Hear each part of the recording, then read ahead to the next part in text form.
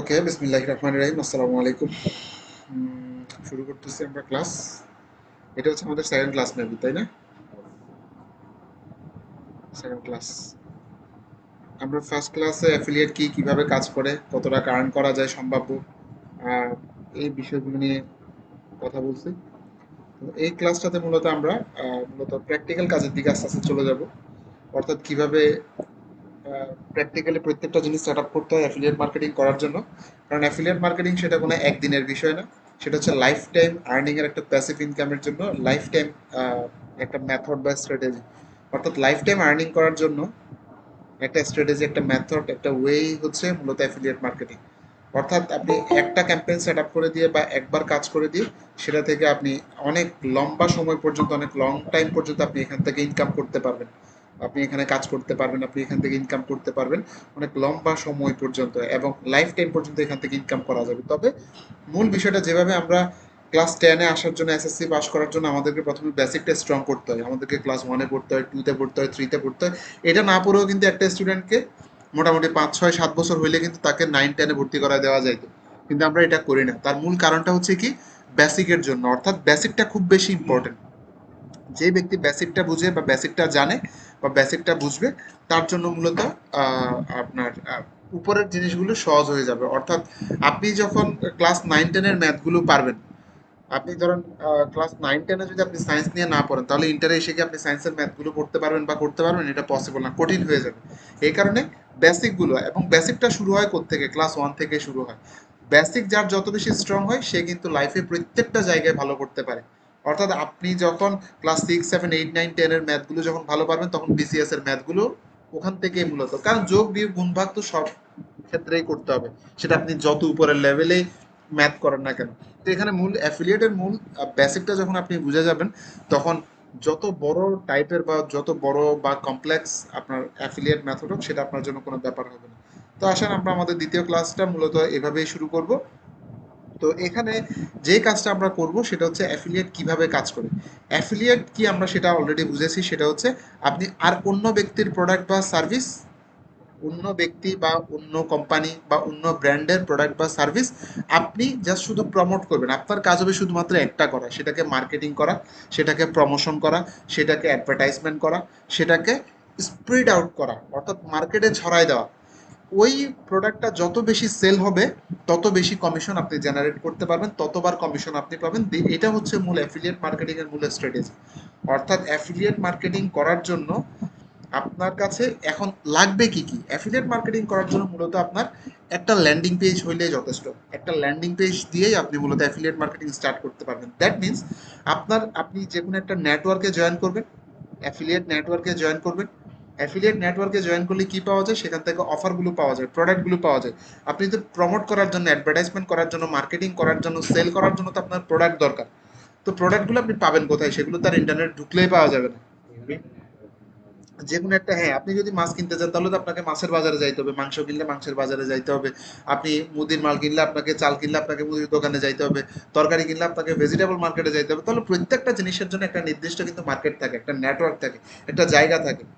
প্রত্যেকটা, আপনি মোটরসাইকেল কিনতে গেলে তাহলে মোটরসাইকেলের আলাদা একটা পার্টস এর দোকান আছে, আলাদা আলাদা, হ্যাঁ, আলাদা একটা জায়গা আছে। ঠিক সেম ভাবে আপনি দেখবেন, কাউকে যদি জিজ্ঞাসা করেন যে ভাই আমি মোটরসাইকেলের পার্টস বা গাড়ির পার্টস কোথায় পাবো, তখন সেক্ষেত্রে বলা যায় চট্টগ্রামে মুরাদপুরে এটার পার্টসের দোকানগুলো অ্যাভেলেবেল। তারপর হচ্ছে আপনি ভালো কিছু কিনতে চাইলে তাহলে আমরা বলি নিউ মার্কেটে যান, অথবা রিয়াজুদ্দিন। কম দামে কাপড় কিনতে চাইলে রিয়াজুদ্দিন বাজার যান। তাহলে প্রত্যেকটা জায়গার জন্য একটা নেটওয়ার্ক থাকে। ঠিক আছে? তো এখন সেই নেটওয়ার্কে গেলেই শুধুমাত্র আপনি আপনার প্রোডাক্ট বা অফারগুলো পাবেন। আপনি নির্দিষ্ট নেটওয়ার্কের আওতায় আসলে শুধুমাত্র নির্দিষ্ট টাইপের অফার বা প্রোডাক্টগুলো পাবেন। তাহলে সর্বপ্রথম কাজ হচ্ছে আমাদেরকে একটা নেটওয়ার্কে জয়েন করা।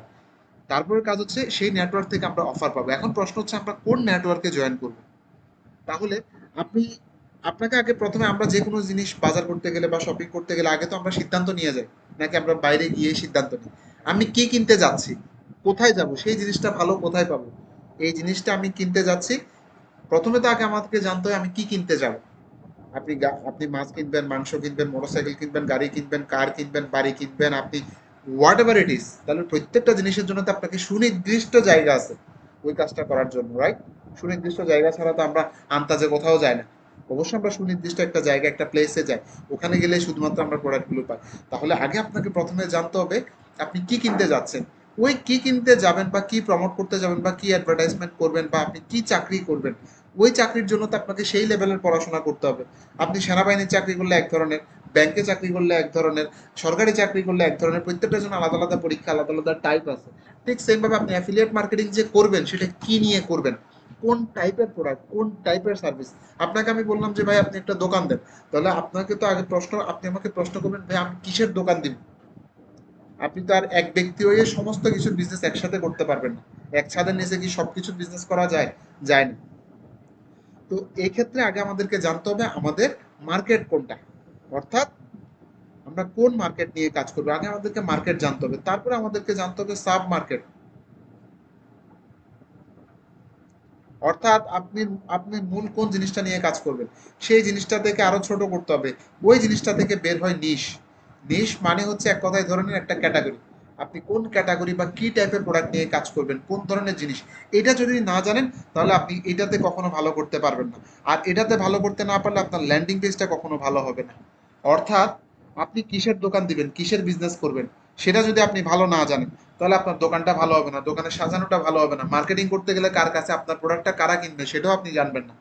তার মানে মূল গোড়াতে গন্ডগোল হলে প্রত্যেকটা জায়গায় কি শুরু হবে, গন্ডগোল শুরু হবে। দ্যাট মিনস সব কিছুর আগে আমাদেরকে সেলস এর মূল পয়েন্টটাই হচ্ছে আপনি কি সেল করবেন এবং আপনার ওই সেলস এর কাস্টমার কারা, এটা হচ্ছে সব থেকে ইম্পর্টেন্ট। এই একটা জিনিস বুঝতে পারলে, ক্লিয়ারলি বুঝতে পারলে যে আমি হচ্ছি, ধরে নেন আমি হচ্ছে একজন ফ্রিল্যান্সার, তাহলে আমি হচ্ছে একজন বাইকার, তো আমি বাইক কিনতে যাব, তাহলে বাইক কিনতে গেলে আমি কোন দোকানে যাব, কি আমার প্রোডাক্টটা কেনার জন্য আমি হেলমেট কিনতে গেলে তাহলে নির্দিষ্ট একটা মার্কেট, নির্দিষ্ট একটা দোকান, নির্দিষ্ট একটা শোরুম আছে, ওখানে গেলে শুধুমাত্র আমি প্রোডাক্টগুলো পাবো।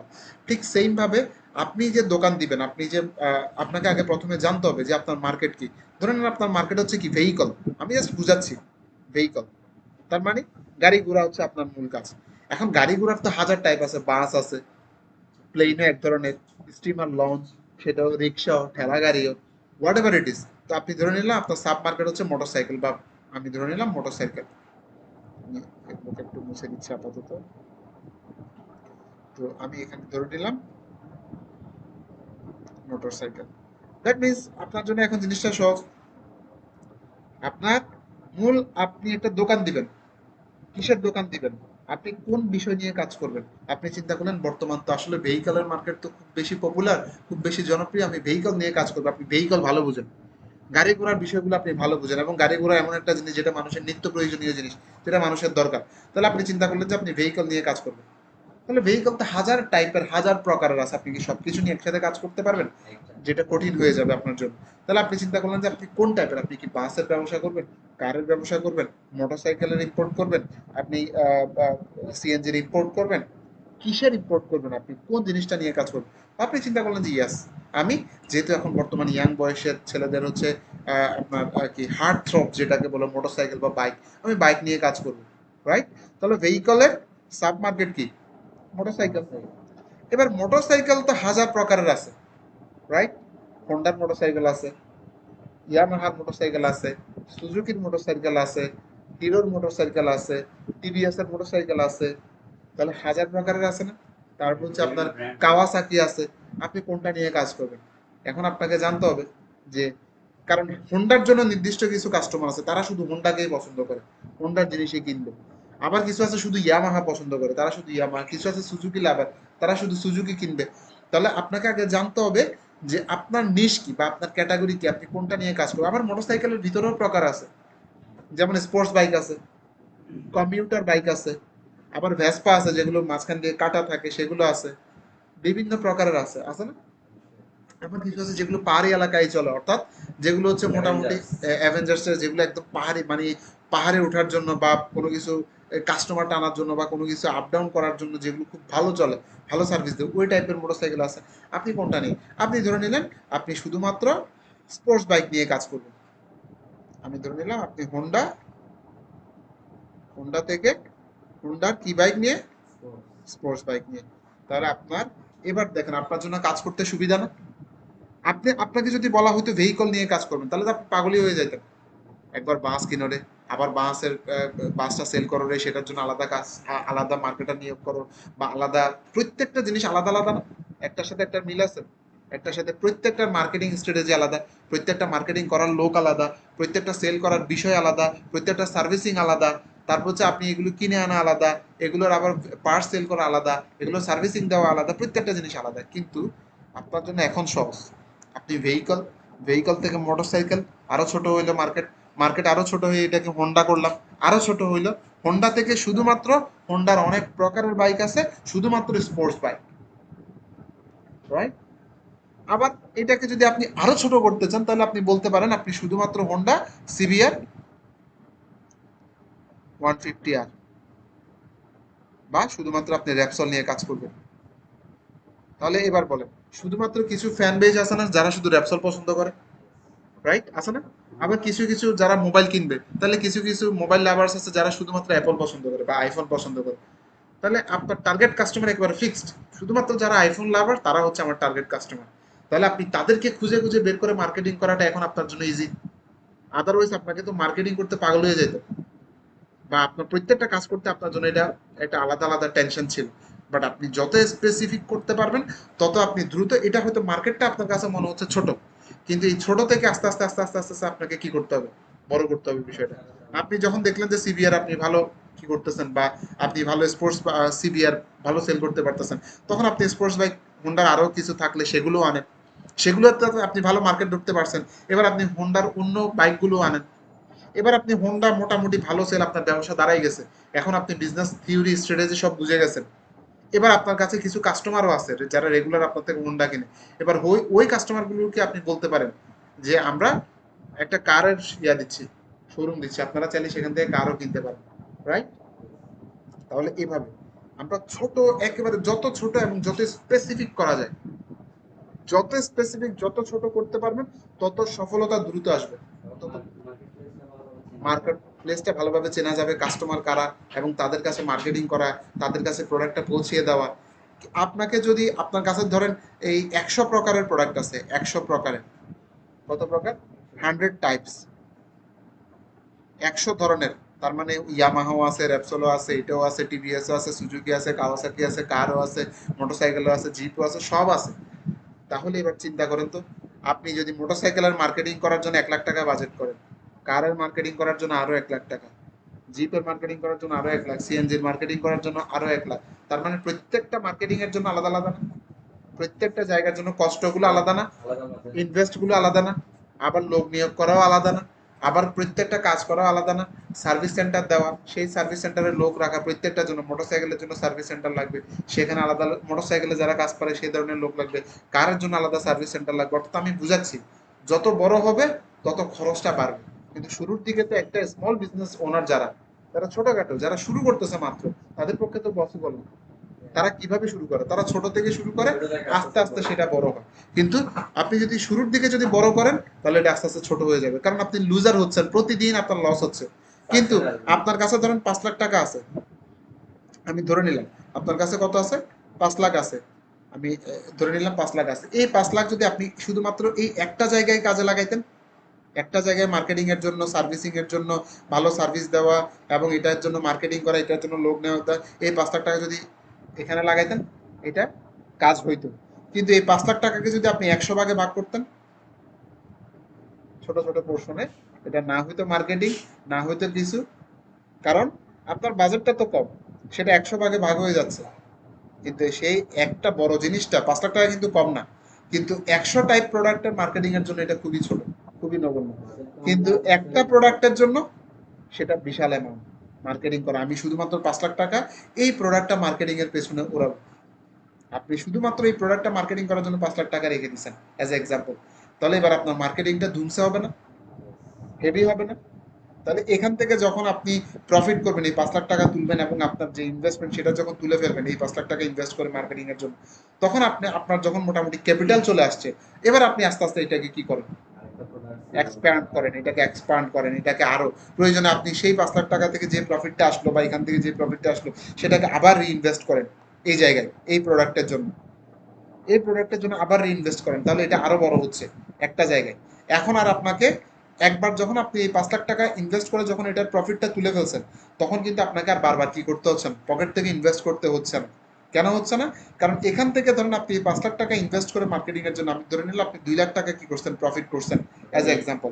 তাহলে এই 5 লাখ টাকাতে আপনি রেখে দেন, বাকি এই 2 লাখ টাকাকে কি করেন, ইনভেস্ট করেন।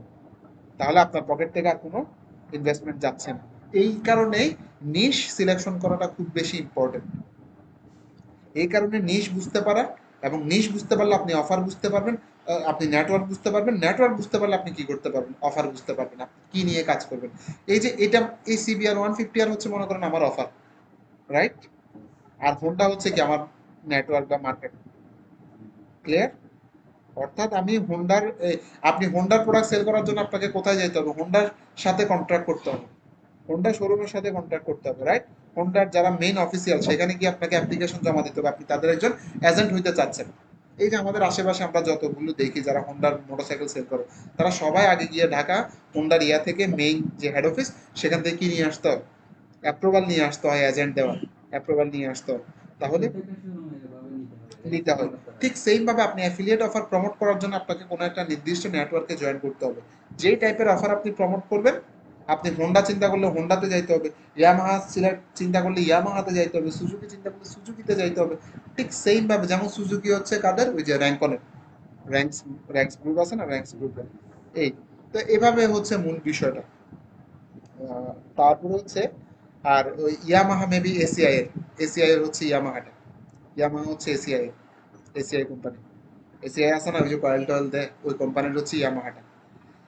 অর্থাৎ ওরা এজেন্ট, আর কি, ওরা সরাসরি জাপান থেকে কি নিয়ে ফেলছে, মানে বাংলাদেশের পুরো এজেন্ট কিনে ফেলছে, এবার ওরা এখান থেকে এজেন্ট সেল করতেছে আবার।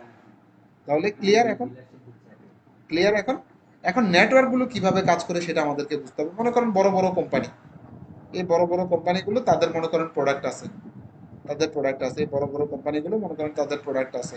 এখন এই নেটওয়ার্ক এদের কাছে গিয়ে বললো, যেমন মনে করেন এটা মনে করেন আপনার হচ্ছে, আমি একজন ব্যক্তি, ধরেন বাংলাদেশের এসিআই কোম্পানি, সে চিন্তা করলো যে বাংলাদেশে তো মোটরসাইকেল আমি ইম্পোর্ট করবো, তাহলে একমাত্র ডিলার, একমাত্র বাংলাদেশে একমাত্র ডিলার হবে কে, ধরেন এসিআই। তাহলে এসিআই কে কার কাছে যাইতে হবে, মেইন জাপানে ইয়ামাহার মেইন কোম্পানিতে যাইতে হবে। মেইন কোম্পানি, মনে করেন এটা হচ্ছে কোম্পানি যেখানে উৎপাদন করে, কোম্পানি থেকে আপনাকে বলতে হবে যে আমি বাংলাদেশে আপনাদের কোম্পানির কি নিতে চাচ্ছি, ডিলার হইতে চাচ্ছি, একমাত্র ডিলার। আমি নিলে আর কাউকে কি দিতে পারবেন না, এটা সেল করার অনুমোদন দিতে পারবেন না। হ্যাঁ, এসিআই থেকে নিতে হবে। আপনি খুচরা সেল করেন আর পাইকারি সেল করেন, আপনার থেকে নিতে হবে কার থেকে, এসিআই থেকে। এসিআই নিয়ে আসছে কার থেকে, মূল কোম্পানি থেকে। মনে করেন এসিআই কোম্পানিকে গিয়ে বললো, কোম্পানি বললো যে আমাদের এই এই শর্ত, এবং আমাদেরকে 10 কোটি টাকা কি দিতে হবে, জামানত দিতে হবে। স্বাভাবিক, আপনি একটা কোম্পানি ডিলার হবেন বাংলাদেশের, 10 কোটি টাকা, ওকে। ওরা বললো, এসিআই বললো যে ওকে আমি তোমাকে দিব। তাহলে এরা 10 কোটি টাকা দিল, শর্ত সব মেনে নিল, এরা ডিলারশিপ দিল। এখন এই ইয়ামাহা কোম্পানি কি করবে, এর কাছে কি পাঠিয়ে দিবে, অর্থাৎ বাংলাদেশে এসিআই এর কাছে কি পাঠিয়ে দিবে, ইয়ামাহা মোটরসাইকেল গুলো পাঠিয়ে দিবে। এবার ইয়ামাহা বাংলাদেশে এজেন্ট নিয়োগ দিবে, বলবে যে আমি আমার কোম্পানির জন্য ইয়ামাহা মোটরসাইকেল সেল করার জন্য এজেন্ট নিয়োগ দিতে চাচ্ছি চট্টগ্রামে, যারা এজেন্ট নিতে চান। এবার আপনি চিন্তা করলেন যে আমি ইয়ামাহা থেকে, এসিআই থেকে কি নিব, ইয়ামাহা সেল করার এজেন্ট নিব। ওরা নিচ্ছে ডিলারশিপ, আপনি নিচ্ছেন কি, এজেন্ট। তাহলে আপনি গেলেন, এবার আপনাকে বললো যে, যেমন আমি কিছুদিন আগে চাইছিলাম হোন্ডার জন্য, হোন্ডার একটা শোরুম, তোরা শহরের ভিতরে হইলে 1,20,00,000 টাকা এজেন্ট নেওয়ার জন্য, 1 কোটি জামানত, 1,20,00,000 টাকা। আর গ্রামে হইলে 80 লাখ টাকা। তাহলে চিন্তা করেন। তাহলে এবার নেটওয়ার্ক আপনাকে এই যে নেট এই ইয়া বলবে, এজেন্ট, এজেন্ট কাকে বলবে, অর্থাৎ ডিলার এজেন্টকে বলবে এত টাকা দিতে হবে, এবং তোমার শোরুমের সাইজ হইতে হবে এতটুকু, এই কালার হইতে হবে, এটা গ্লাস ফিট করা থাকবে, এটাতে এই শর্ত থাকবে, এসি থাকবে, এভাবে করে তারা বলে দিবে। ওকে, শর্তে রাজি থাকলে আপনি এসিআই থেকে এজেন্ট কিনে নিতে পারেন। ক্লিয়ার? এই গেল। তাহলে এবার এজেন্ট কি করবে, এজেন্ট চাইলে সেগুলো খুচরাও কারো কাছে, অন্য দোকান, মনে করেন আমি খুচরা দোকান, আমি মোটরসাইকেল সেল করি, সব ধরনের আমার কাছে আছে, আমি মোটরসাইকেল হোন্ডাও সেল করি, ইয়ামাহাও সেল করি, এটাও সেল করি, ওটাও সেল করি, সেটা আলাদা বিষয়। আবার আমি চাইলে কাস্টমারের কাছেও সেল করতে পারবো। অর্থাৎ এজেন্ট যে নিচ্ছে, সে কাস্টমারের কাছেও সেল করতে পারে, আবার খুচরাও সেল করতে পারবে। ঠিক সেইম ভাবে আমি এটা বুঝাইতে চাচ্ছি, একটা নেটওয়ার্ক, অ্যাফিলিয়েট নেটওয়ার্ক, সে বড় বড় কোম্পানিগুলোর কাছে যায়, যে বলে যে আমার কাছে একটা নেটওয়ার্ক আছে, আমার এখানে অনেকগুলো আছে, মার্কেটার আছে, সেই মার্কেটারগুলো তোমার প্রোডাক্টটা সেল করবে। তবে তোমাকে আগে কোনো স্যালারি দিতে হবে না। তোমার প্রোডাক্টটা সেল হওয়ার পরে তুমি ইনকাম করার পরে সেই ইনকাম থেকে একটা কমিশন মার্কেটারকে দিবা। এই হচ্ছে মূল কাজ। অর্থাৎ নেটওয়ার্ক গুলো কিভাবে কাজ করে সেটা বুঝাইলাম। নেটওয়ার্ক গুলো এই অফার গুলো কোথায় পায়, যেমন আমি এখানে আসলাম ক্লিক ব্যাংক। এই ক্লিক ব্যাংক হচ্ছে একটা নেটওয়ার্ক, ওয়ার্ল্ডের একটা নাম করা মোস্ট পপুলার একটা নেটওয়ার্কের নাম হচ্ছে ক্লিক ব্যাংক। তো আমি ক্লিক ব্যাংকে আসলাম, এই যে এখানে দেখেন ক্যাটাগরি গুলো দেখাচ্ছে। ওই যে আমরা এতক্ষণ যে কথা বললাম, ওই যে আমরা এতক্ষণ যে কথা বললাম, এই যে মার্কেট, সাব মার্কেট, নিশ, এই যে এই যে মনে করেন ক্যাটাগরি, এই যে অনেকগুলো ক্যাটাগরি আছে। ধরুন আপনি হেলথ এন্ড ফিটনেস ভালো বুঝেন বা এটার প্রতি আপনার ইন্টারেস্ট আছে, যারা হেলথ কনসিয়াস আপনি তাদেরকে নিয়ে কাজ করতে চাচ্ছেন, তাহলে এবার হেলথের মধ্যে আবার কি আছে, অনেক প্রকার আছে। আমাদের শরীরের অনেক ক্যাটাগরি আছে না, যেমন মাথার ডাক্তার আছে, হার্টের ডাক্তার আছে, তারপর হচ্ছে বিভিন্ন, এই যে ঠিক সেম ভাবে addiction, beauty, dental health, dietary supplements, diet and weight loss, exercise and fitness, general, meditation, men's health, mental health, nutrition, remedies, sleep and dreams, spiritual health, strength training, women's health, yoga. তাহলে পৃথিবীতে হাজার কোটি মানুষ আছে যারা যোগা করতে পছন্দ করে, আছে না? অবশ্যই আছে।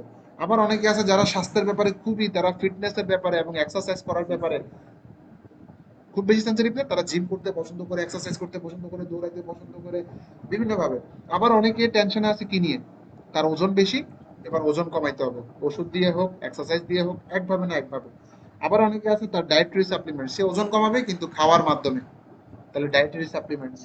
আবার অনেকে আছে দাঁতের প্রবলেম। ঠিক সেইভাবে আমি এতক্ষণ সেটাই বুঝালাম, আপনি কোন সাবজেক্ট, কোন বিষয়, কোন ক্যাটাগরি, কোন সাব ক্যাটাগরি, কোন মার্কেট, কোন নিশ নিয়ে কাজ করবেন, এটা ইম্পর্টেন্ট আগে সর্বপ্রথম। কারণ আপনি আপনি যদি চিন্তা করেন যে আপনি বিউটি নিয়ে কাজ করবেন, আপনি ডেন্টাল নিয়ে কাজ করবেন, তাহলে দুইটা কি সেম জিনিস? বিউটি আর ডেন্টাল দুইটা আলাদা। আপনাকে কন্টেন্ট লিখলেও আলাদা লিখতে হবে, আপনাকে মার্কেটিং করলেও আলাদা কাস্টমারের কাছে করতে হবে। কারণ একজন ব্যক্তি সে আসছে দাঁতের ডাক্তারের কাছে, আপনি যদি তাকে যদি ফেয়ার অ্যান্ড লাভলি সেল করে দেন, হবে? মিলবে?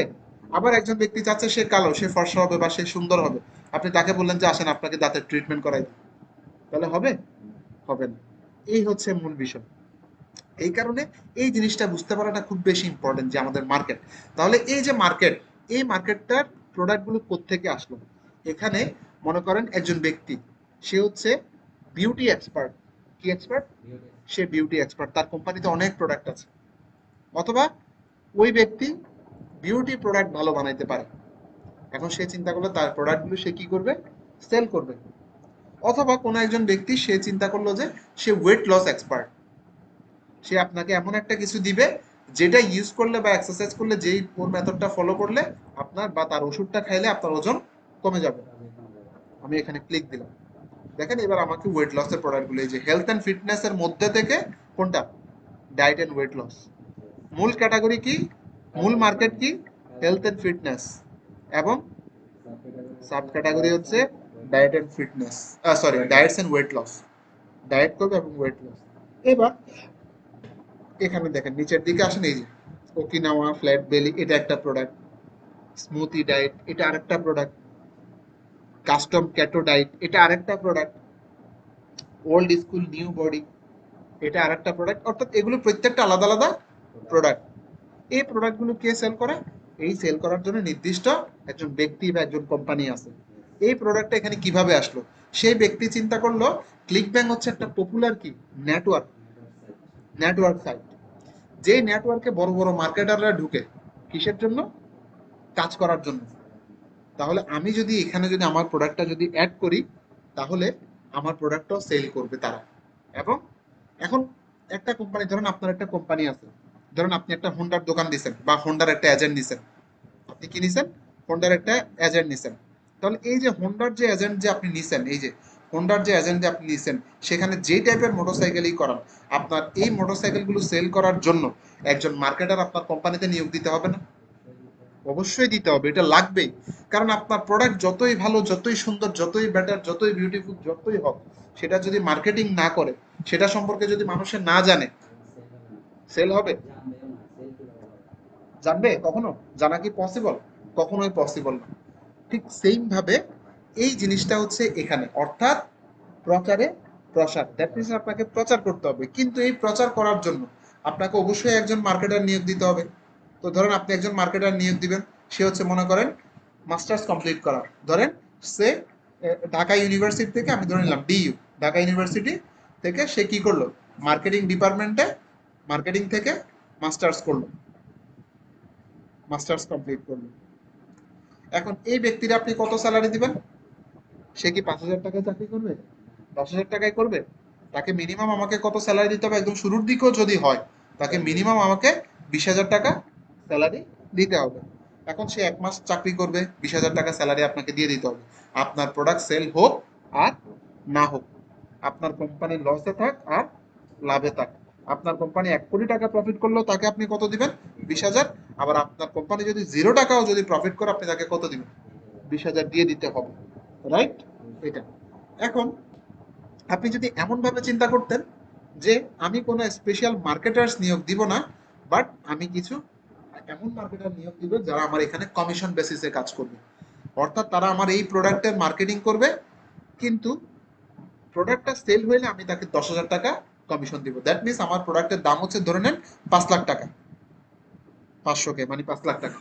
ওকে, আপনি বলে দিলেন যে আমার কোম্পানিতে তুমি কাজ করতে পারবা, এই এই শর্ত, তুমি একটা প্রোডাক্ট সেল করে দিবে, একজন কাস্টমার নিয়ে আসবা, কাস্টমার আনার পরে কাস্টমারটা যদি প্রোডাক্টটা যদি কিনে, এই প্রোডাক্টটার দাম হচ্ছে 5 লাখ টাকা, 5 লাখ টাকায় কিনলে আমি তোমাকে 5,000 টাকা, 10,000 টাকা, 20,000 টাকা, 30,000 টাকা একটা স্পেসিফিক বলে দিলেন যে আমি তোমাকে কত টাকা কমিশন দিব। আপনি ধরে নিলেন, তাকে বললেন যে আমি তোমাকে 20K, 20,000 টাকা কমিশন দিব, অর্থাৎ 5 লাখে 20,000। এভাবে তুমি একদিনে যদি 5টা সেল করতে পারো, তাহলে তোমার একদিনে 1 লাখ টাকা ইনকাম। এখন সেই ব্যক্তি চিন্তা করলো, ইয়াস সেটা তো আমার জন্য বেটার। কোম্পানি চিন্তা করলো, সেটা তো আমার জন্য বেটার।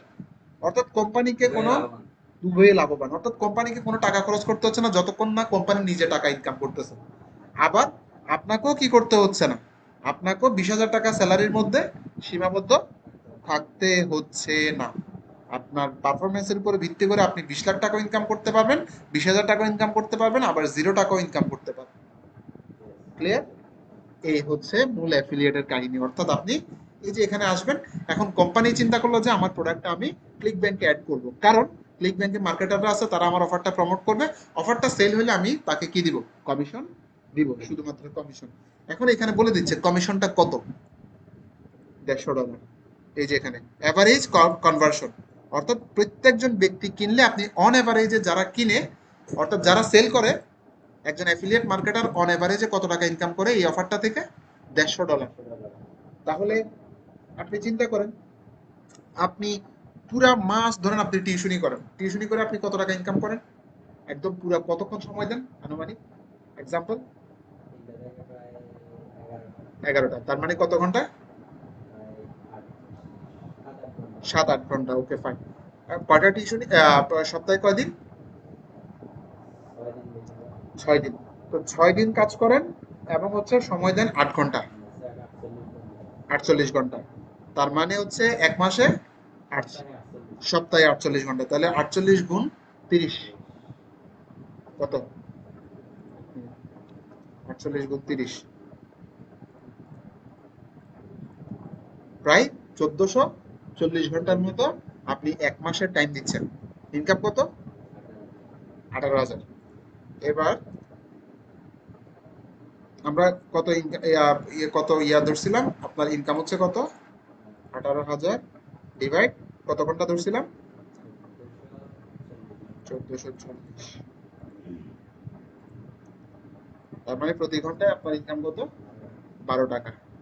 চিন্তা করেন, এটা কিন্তু আসার কিছু না, বাট এটাই হচ্ছে বাস্তবতা, এটা রিয়েলিটি। এবং আপনি এবার ধরে নেন আপনি টিউশনি ছেড়ে দিয়ে এবার আপনি চাকরি করতেছেন, একটা ব্যাংকে ঢুকছেন। তো ব্যাংকে আপনার অ্যাডভেস্ট স্যালারি কত হবে শুরুর দিকে? 15। আচ্ছা, তাও আমি ধরলাম একটু এক্সেসিভ ধরি, 20,000 ধরি। তো 20,000, 20,000, হ্যাঁ, তাহলে আপনাকে অফিস করতে হবে কয়দিন? 6 দিন। আচ্ছা 5 দিনও ধরেন, আমি 5 গুণ 8, হ্যাঁ, 40 ঘন্টা গুণ 30 না, ইয়া হবে আপনার 5 দিন করে হইলে 20 দিন, 20, তাহলে কত ঘন্টা? 800 ঘন্টা। হ্যাঁ, ঠিক আছে, 800 ঘন্টা ডিভাইড 20,000, 20,000 ডিভাইড 800। দেখেন প্রতি ঘন্টায় 25 টাকা করে ইনকাম করতেছেন। পড়াশোনা করছেন কত বছর? 30 বছর, 30, 30 বছর, 27-28 ধরে, 25ও ধরে, 25 বছর পড়াশোনা করছেন। টাকা এই 25 বছরে আপনার পিছনে আপনার বাবা মার ইনভেস্ট কত লাখ? আপনার নিজের কষ্ট ছাড়া অন এভারেজ হিসাব করলে,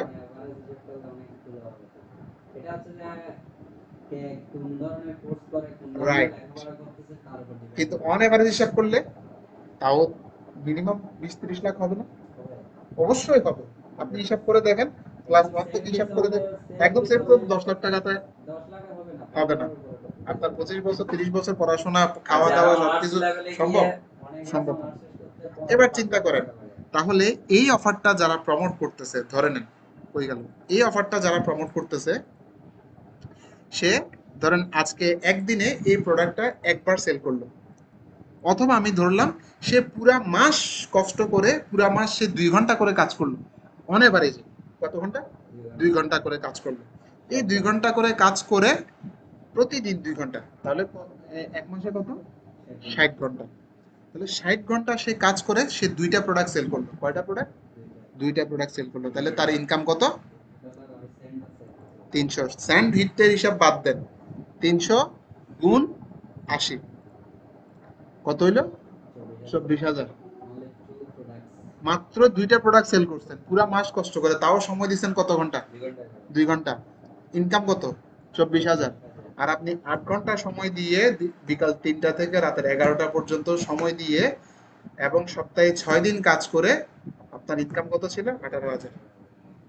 এবার এই প্রোডাক্ট যদি আপনি যদি 3টা সেল করতে পারেন, 4টা সেল করতে পারেন, 5টা সেল করতে পারেন, 10টা সেল করতে পারেন, 100টা সেল করতে পারেন, এই কারণে এটাকে পারফরমেন্স মার্কেটিং বলা হয়। এখন ক্লিয়ার কেন আমরা পড়াশোনার থেকেও পড়াশোনার যে ভ্যালু নাই, অর্থাৎ এটা একবার আমাকে যদি বলেন যে লিখে দেন পড়াশোনার যে ভ্যালু নাই, আমি লিখে দিতে পারবো। পড়াশোনার ভ্যালু নাই যদি আপনার কাছে দক্ষতা না থাকে। এবং আমার যে মেন্টর সে নিজেও বলে যে আমি যদি পড়াশোনা কমপ্লিট করতাম এবং একটা চাকরিতে করতাম, সর্বোচ্চ, আমেরিকার কথা বলতেছে, সর্বোচ্চ বছরে আমি ইনকাম করতাম $80,000। আমাদের কাছে $80,000 হয়তো বেশি মনে হইতে পারে, ওই দেশের জন্য 80,000 টাকা কিছুই না। আমাদের দেশের জন্য বছরে যদি 80,000 টাকা যদি ইনকাম করি, তাহলে এটা কি কোনো টাকার মধ্যে পড়ে? পড়ে? 18 মিলিয়ন ডলার, 18 মিলিয়ন, যাই হোক ধরে নিলাম একটা। তো এখন বিষয়টা হচ্ছে সেটা, তাহলে বোঝা গেল, অর্থাৎ পড়াশোনা শেষ করে সর্বোচ্চ আমরা 20,000, 30,000, 40,000, 50,000, অ্যাট বেস্ট 1 লাখ টাকা, বা ধরে নিলাম 1.5 লাখ, ধরে নিলাম 2 লাখ, 2 লাখ, 2 লাখ এটা রেয়ার না?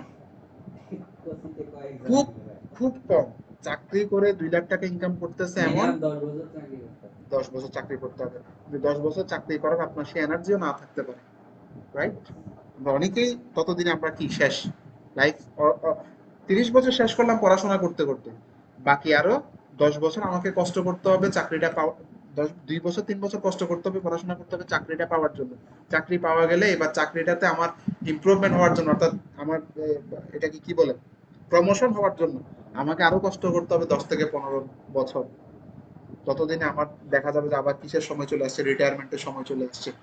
কিন্তু আমার বাচ্চারা হয়তো তখন, আমি মাত্র বিয়ে করছি, আমার বাচ্চারা তখনও ছোট ছোট থাকবে। এটা কিন্তু রিয়েলিটিটা বললাম। অথচ সেম স্ট্র্যাটেজিতে আমরা কাজ করে আপনি যদি পুরা মাস, চিন্তা করেন তো, পুরা মাস আমি 60 ঘন্টা কাজ করে 2টা প্রোডাক্ট কি সেল করা পসিবল না? যদি কাজের মতো কাজ করি, সম্ভব কিনা?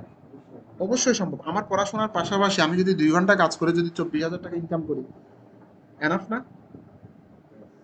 8 ঘন্টা টিউশন করার থেকে আমি 2 ঘন্টা কাজ করে যদি মাসে 24,000 টাকা ইনকাম করি, তাহলে আমার, এবং সেটা আবার তাও আমি আমার ল্যাপটপে ঘরে বসে আমার ইচ্ছা মতো টাইমে, কোথাও যেতে হচ্ছে না, আমার ইচ্ছে হলে একটু ঘুমাইলাম, ঘুম থেকে উঠে আবার করলাম, অর্থাৎ আমার নিজের টাইমে আমি নিজে করতেছি। এই গেল। তাহলে এখন মূল বিষয়টা হচ্ছে এখানে, অর্থাৎ আমাদেরকে যেটা করতে হবে সেটা হচ্ছে এই যে এই নেটওয়ার্কের কথা বলতেছিলাম, এই নেটওয়ার্কে বড় বড় ব্যক্তিরা, যার প্রোডাক্ট আছে, যার কোম্পানি আছে, যার ব্র্যান্ড আছে, সে এসে এখানে তার প্রোডাক্টগুলো অ্যাড করে দেয়। এখানে দুই ধরনের মানুষ কাজ করে, একজন হচ্ছে ভেন্ডর, একজন হচ্ছেন মার্কেটার।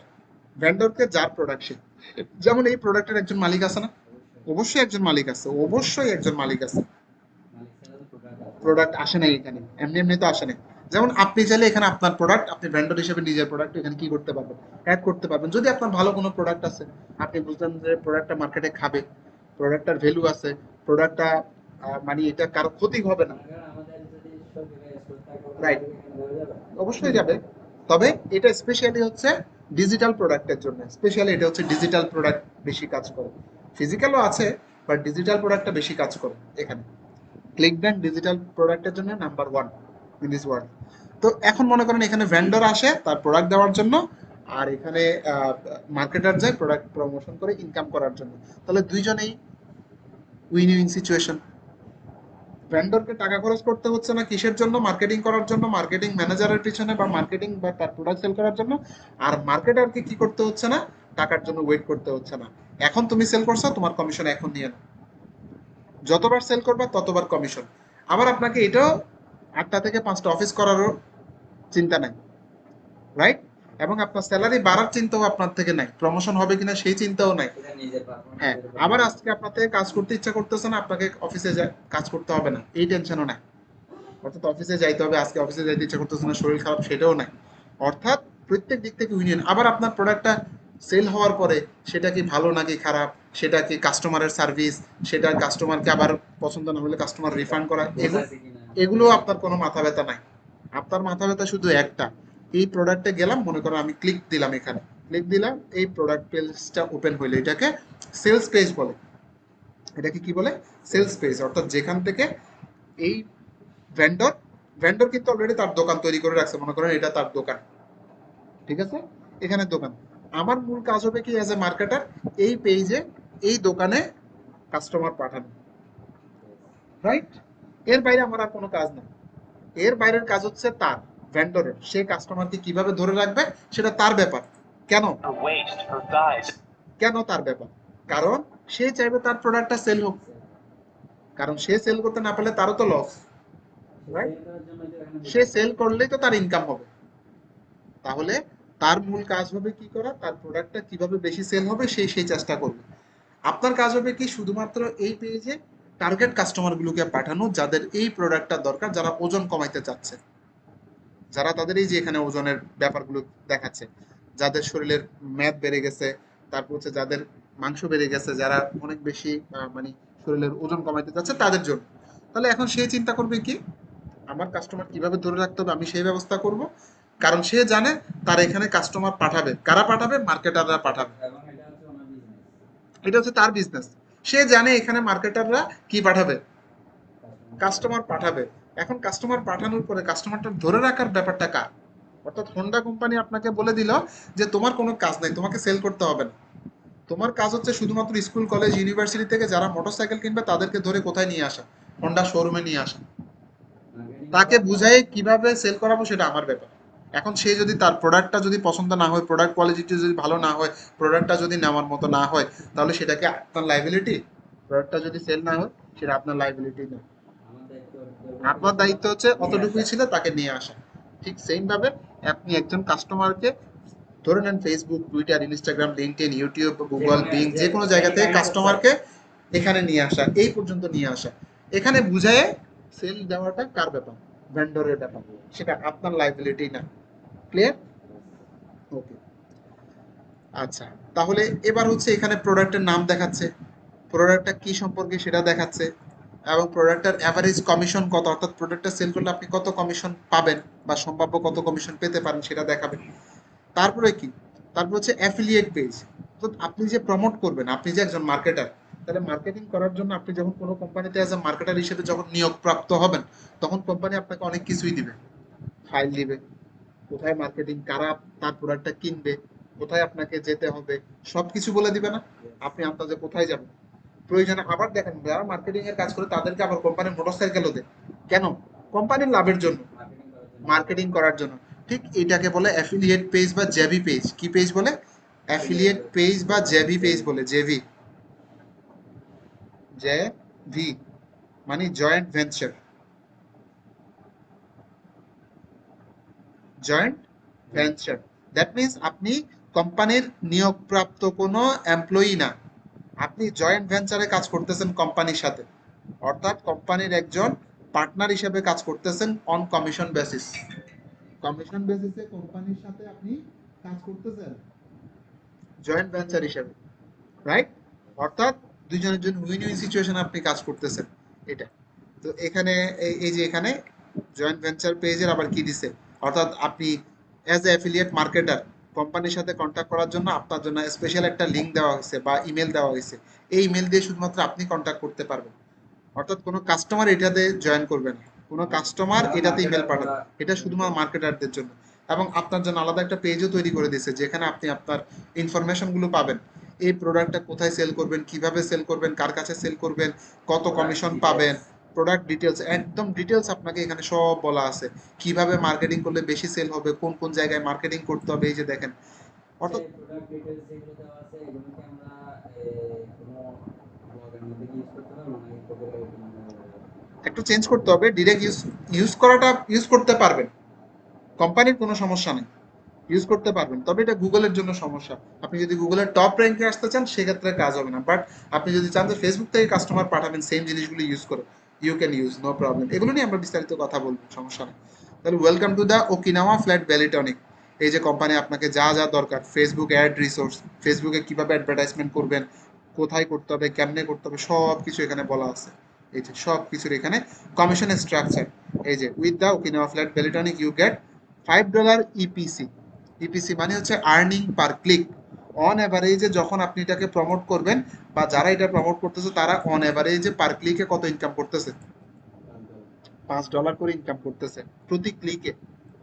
অর্থাৎ ধরেন আপনি এই অফারে বা এই পেজে 10 জন কাস্টমার পাঠাইছেন বা 10টা ক্লিক পড়ছে, তাহলে এটা নিয়ে এটার হিসাব আছে, ম্যাথ আছে, সেটা পরে আমি জাস্ট এমনি বুঝাই দিই। তাহলে 10টা ক্লিকে ওরা বলতেছে ওদের ইপিসি কত। ইপিসি মানে আগে বুঝেন, আজকে আমরা আগে এই বেসিক টার্মগুলো বুঝে ফেলতে হবে।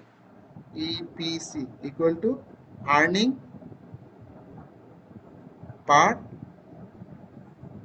ক্লিক। আর্নিং, এটা দিয়ে কি বোঝায়? আর্নিং আপনার ইনকাম, আর্নিং মানে কি আপনার আয় কত হইল প্রত্যেকে প্রতি ক্লিক থেকে, প্রতি ক্লিক থেকে। ধরে নিন আপনি পেইড মার্কেটিং করতেছেন, ধরেন গুগলে আপনি এই প্রোডাক্টটা কি করতেছেন, মার্কেটিং করতেছেন, তাহলে গুগল আপনার থেকে কিভাবে টাকাটা কাটবে? প্রতি ক্লিকে। কিনুক আর না কিনুক সেটা গুগলের দেখার বিষয় না।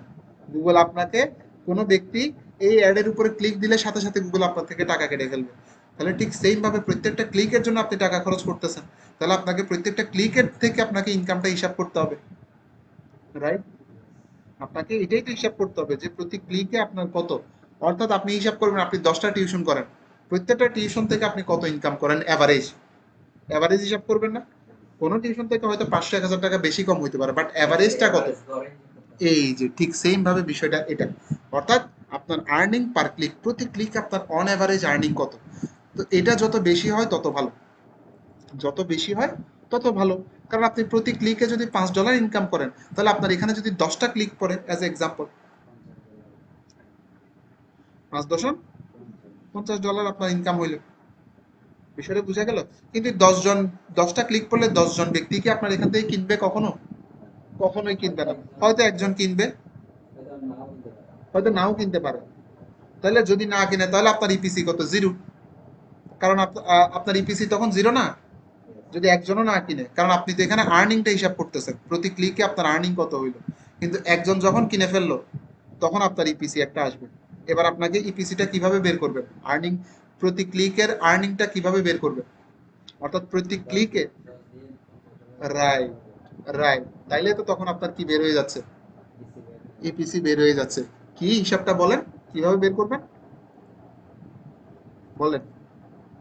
অর্থাৎ আপনার প্রতি ক্লিকে হিসাবটা কিভাবে বের করবেন? আপনি তো সেলস পাইছেন শুধু কয়টা? একটা। ক্লিক পাইছেন কয়টা? 10টা। তো 10টার জন্য তো আপনার টাকা খরচ হয়েছে, কিন্তু আপনাকে হিসাব করতে হবে এই 10টা ক্লিকের জন্য আপনি ধরেন এই একটা সেলস থেকে ইনকাম কত হয়েছে। আমি ধরে নিলাম যা আপনার হয়েছে তাকে 10 দিয়ে ভাগ করতে আমি হবে। ধরে নিলাম আপনার ইনকাম হয়েছে $150 এই অফারটা সেল করে, $150 ইনকাম হয়েছে। তাহলে এবার আপনাকে কিভাবে হিসাব করতে হবে? 10 দিয়ে 150 কে ভাগ করতে হবে। ব্যাস শেষ। 10 ভাগ না 10 আগে। 10, 150 আগে। 150 আগে দিতে হবে। 150 ডিভাইড কত? 10। 10 15 তাহলে আপনার প্রতি ক্লিকে ইপিসি কত? 15 15। সেল করছেন কয়টা? শুধু একটা। একটা কিন্তু আপনাকে তখন হিসাব করতে হবে কত, কারণ আপনি তো প্রত্যেকটা ক্লিকের জন্য টাকা খরচ করতেছেন। অবশ্যই। হিসাবটা কি এখন ক্লিয়ার? অর্থাৎ আপনার টোটাল যে ইনকাম সেটার উপরেই তো আপনার মূল খেলাটা হবে। অর্থাৎ আপনার টোটাল ইনকাম কত? $150। $150 তো 150কে আমরা ভাগ দিব কত দিয়ে? 10 দিয়ে যেহেতু 10টা ক্লিক $150 আমার ইনকাম, এবং আমি ক্লিক পাইছি কয়টা? 10 10টা। তাহলে ভাগ কত? 10। তাহলে 150 ভাগ 10 হইলে কত হয়? $15। $15 তার মানে প্রতি ক্লিকে আমি কত ইনকাম করলাম? $15 অর্থাৎ আমি এপিসি 15কে 10 দিয়ে গুণ দিলে আমার কত চলে আসবে? 150 চলে আসবে। ক্লিয়ার? এখানে এপিসি রেট হচ্ছে যে $15 এখানে ইপিসি হচ্ছে $15। তার মানে আপনার প্রত্যেকটা ক্লিকে কত ইনকাম? $15 $15। ওরা $5 এটা কি বুঝেছে? ওরা এখন মনে করুন এই অফারটা তো 100 জন প্রমোট করতেছে। Yes. তো ওরা 100 জন থেকে টোটাল যেটা ইনকাম, সেই ইনকাম দিয়ে মনে করেন এই অফারটা আজকে মনে করেন 10 জনে প্রমোট করছে বা 10 জন থেকে সেল আসছে, এবং ক্লিক কয়টা আসছে, টোটাল কত ইনকাম এবং টোটাল কতটা ক্লিক। ওই এবার তারা কি করছে, এই যে এখানে আপনার মতো টোটাল যেটা ইনকাম সেটাকে যতটা ক্লিক আসছে তত দিয়ে ভাগ দিছে। তাইলে তো ওদের ইপিসিটা বের হয়ে গেছে। তার মানে ওদের ইপিসি কত? টোটাল অফারটার ইপিসি কত? $5। $5 তার মানে খুবই ভালো। প্রত্যেকটা ক্লিকে অন এভারেজে কত ইনকাম হচ্ছে? $5 $5 করে ইনকাম হচ্ছে। তাহলে এটার উপর ডিপেন্ড করে মানে সেলটা বেশি হচ্ছে সেটা বোঝা যাচ্ছে। সেলসটা বেশি হচ্ছে বা প্রফিটটা বেশি, সেলসের থেকেও এখানে প্রফিটটা বেশি হচ্ছে সেটা বুঝাচ্ছে। সেলস বেশি বুঝাচ্ছেন, প্রফিটটা বেশি হচ্ছে সেটা বুঝাচ্ছে। বিষয়টা বোঝা গেল? এবার তাহলে আপনি চিন্তা করতে পারেন, আপনি যদি 100টা ক্লিক আনতে পারেন, তাহলে 100 গুণ 5, $500 $500। একটা সম্ভাব্য হিসাব, এটা যে হবে তা না, বাট এটা অনেকের হচ্ছে সেটা বোঝাচ্ছে। অবশ্যই হচ্ছে আপনার অনেকের সাকসেস হচ্ছে, হচ্ছে না হ্যাঁ সাকসেস হচ্ছে অনেকের সাকসেস আপনার হচ্ছে, দ্যাট মিনস এটা দিয়ে বুঝতে পারবেন এই অফারটা হট বা এটার প্রফিট রেটটা বেশি, এটা বুঝাচ্ছে। আচ্ছা, তো তাই এটা হচ্ছে যে অফার সিলেকশনের ক্ষেত্রে এটা মানে এটা ইপিসিটা চিন্তা আমাদের দেখা উচিত। ইপিসিটা আমাদের দেখা উচিত। কারণ আপনি যখন দেখলেন যে আপনার, যখন যখন আপনি ধরেন গুগলে অ্যাড রান করছেন, ধরেন আমি ধরে নিলাম গুগলে অ্যাড রান করছেন, তো গুগলে অ্যাড রান করার পর আপনি দেখলেন যে প্রত্যেক ক্লিকে আপনার থেকে কত কাটতেছে, ধরে নেন আপনার থেকে $2 করে কাটতেছে। তাহলে আপনি চিন্তা করলেন যে সমস্যা নেই, আমার তো ইপিসি কত আছে? $15। আপনার আর্নিং পার, আপনার $2 করে গুগল কাটলেও সমস্যা নেই, কারণ আপনার ইপিসি কত? $15। দ্যাট মিনস আপনার $2 করে যদি 100টা ক্লিক আসে, তাহলে আপনার কত খরচ হবে? $200। $200 $200 আপনি খরচ করলেন, কিন্তু আপনার ইনকাম হবে কত? 100 গুণ 15, $1500 নাকি $15,000? 100 গুণ 15, $1500 গুণ $1500 $1500। তাহলে 100 গুণ 15, হ্যাঁ $1500 তাহলে $1500 আপনার কত? তাহলে এবার সেখান থেকে 200 মাইনাস করে দেন, তাহলে আপনার আরো $1300 প্রফিট। Yes. এই হিসাবগুলো বোঝাটা খুবই ইম্পর্টেন্ট। অ্যাফিলিয়েট মার্কেটিং শুধু মুখস্থ এটা কি করে দেওয়া না। এটা বুঝেই ওই অফারটা সিলেক্ট করতে হবে। রাইট। এখন ক্লিয়ার? Yes. এখন আশা করি বুঝতে পারছেন। অর্থাৎ আমাদেরকে বুঝতে হবে যে এই অফারটা সিলেক্ট করার আগে আমার তার ইপিসি দেখতে হবে। ইপিসি যত ভালো হয় তত বেটার, যত বেশি হবে তত বেটার। আচ্ছা, তারপর হচ্ছে অন এভারেজ, অর্থাৎ এভারেজে কত ইনকাম হচ্ছে, অর্থাৎ এভারেজ সেলসে কত ইনকাম হচ্ছে, $210 করে ইনকাম হচ্ছে। বিষয়টা বোঝা গেল? তারপর হচ্ছে কমিশন রেট কত? 75%। দ্যাট মিনস $100 প্রোডাক্ট সেল হলে আপনি সেখান থেকে $75 পাই যাবেন, কোম্পানি নিচ্ছে কত? তার মানে কোম্পানিকেও আপনি ফেলে দিতে পারবেন। 25%। কোম্পানি পাচ্ছে মাত্র $25, আপনি পাবেন $75। If you are able to send consistent high volume sales will, বলতেছে সমস্যা নাই, তুমি যদি আমাকে যদি আরো বেশি সেলস পাঠাইতে পারো, আমি তোমার এটাকে আরো বাড়াই দিব, Yearly count your commission. মানে তোমাকে কমিশন আরো বাড়াই দিব।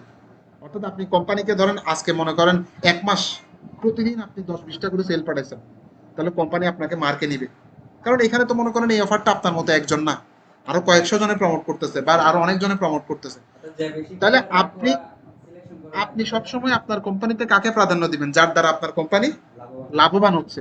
তাহলে আপনি যখন দেখলেন যে এই ব্যক্তি দেখলো যে সুমন নামের এক ব্যক্তি বাংলাদেশ থেকে এই অফারটা চরমভাবে প্রমোট করে চরমভাবে ইনকাম করতেছে, তাহলে কোম্পানির লাভ হচ্ছে,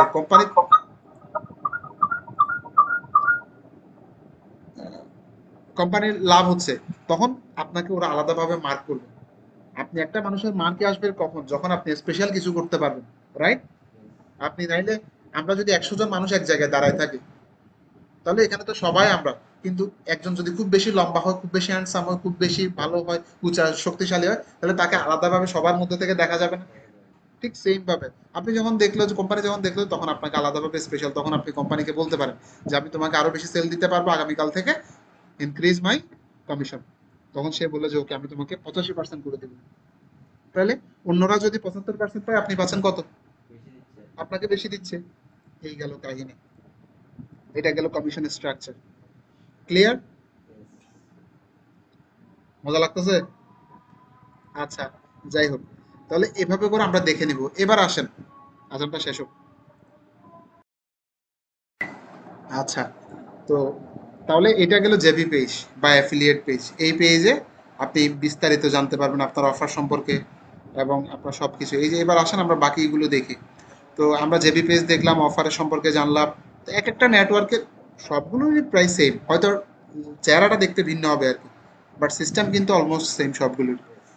তো আমি এখান থেকে মনে করেন এই যে এটাতে আসলাম, এটাতে আসার পরে CPA commission is available, contact the vendor for approval. আচ্ছা, যাই হোক, তো এখানে ইনিশিয়াল কনভার্সন হচ্ছে এই যে মানে প্রায় ইনিশিয়াল প্রথম দিকে অ্যাভারেজে 100 বা $150 মতো, এই যে এখানে যেটা সেটা এখানেও দেখাচ্ছে। ওকে, এরপর হচ্ছে রিকারিং প্রোডাক্ট কিনা আমরা দেখবো।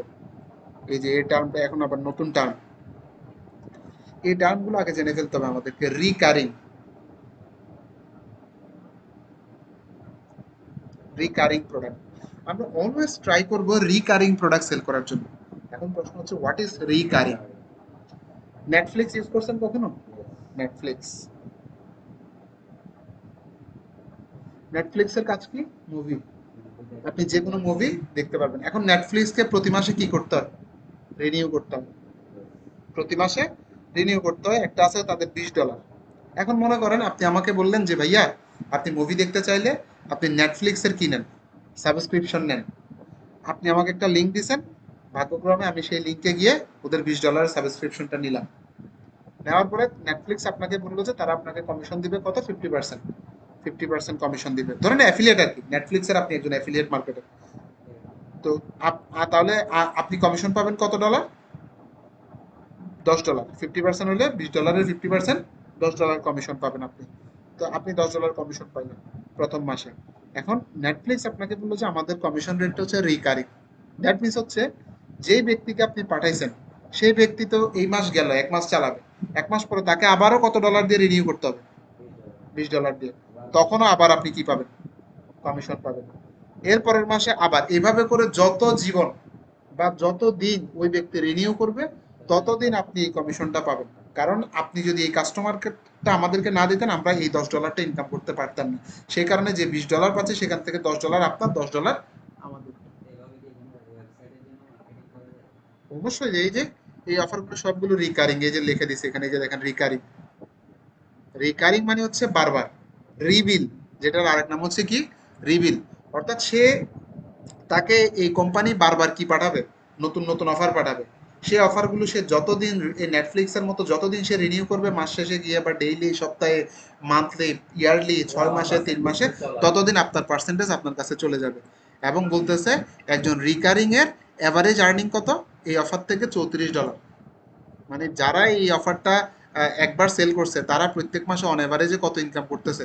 $34 করে ইনকাম করতেছে। গড় হিসাব করছে। গড় হিসাব, এখানে তো গড় হিসাব হবে, কারণ অফারটা তো আপনি একা প্রমোট করতেছেন না। আপনারটা আপনার হিসাব, আপনারটা এখানে দেখাবে, এই যে মাই স্টেটসে দেখাবে। এটা শুধুমাত্র আপনার হিসাব।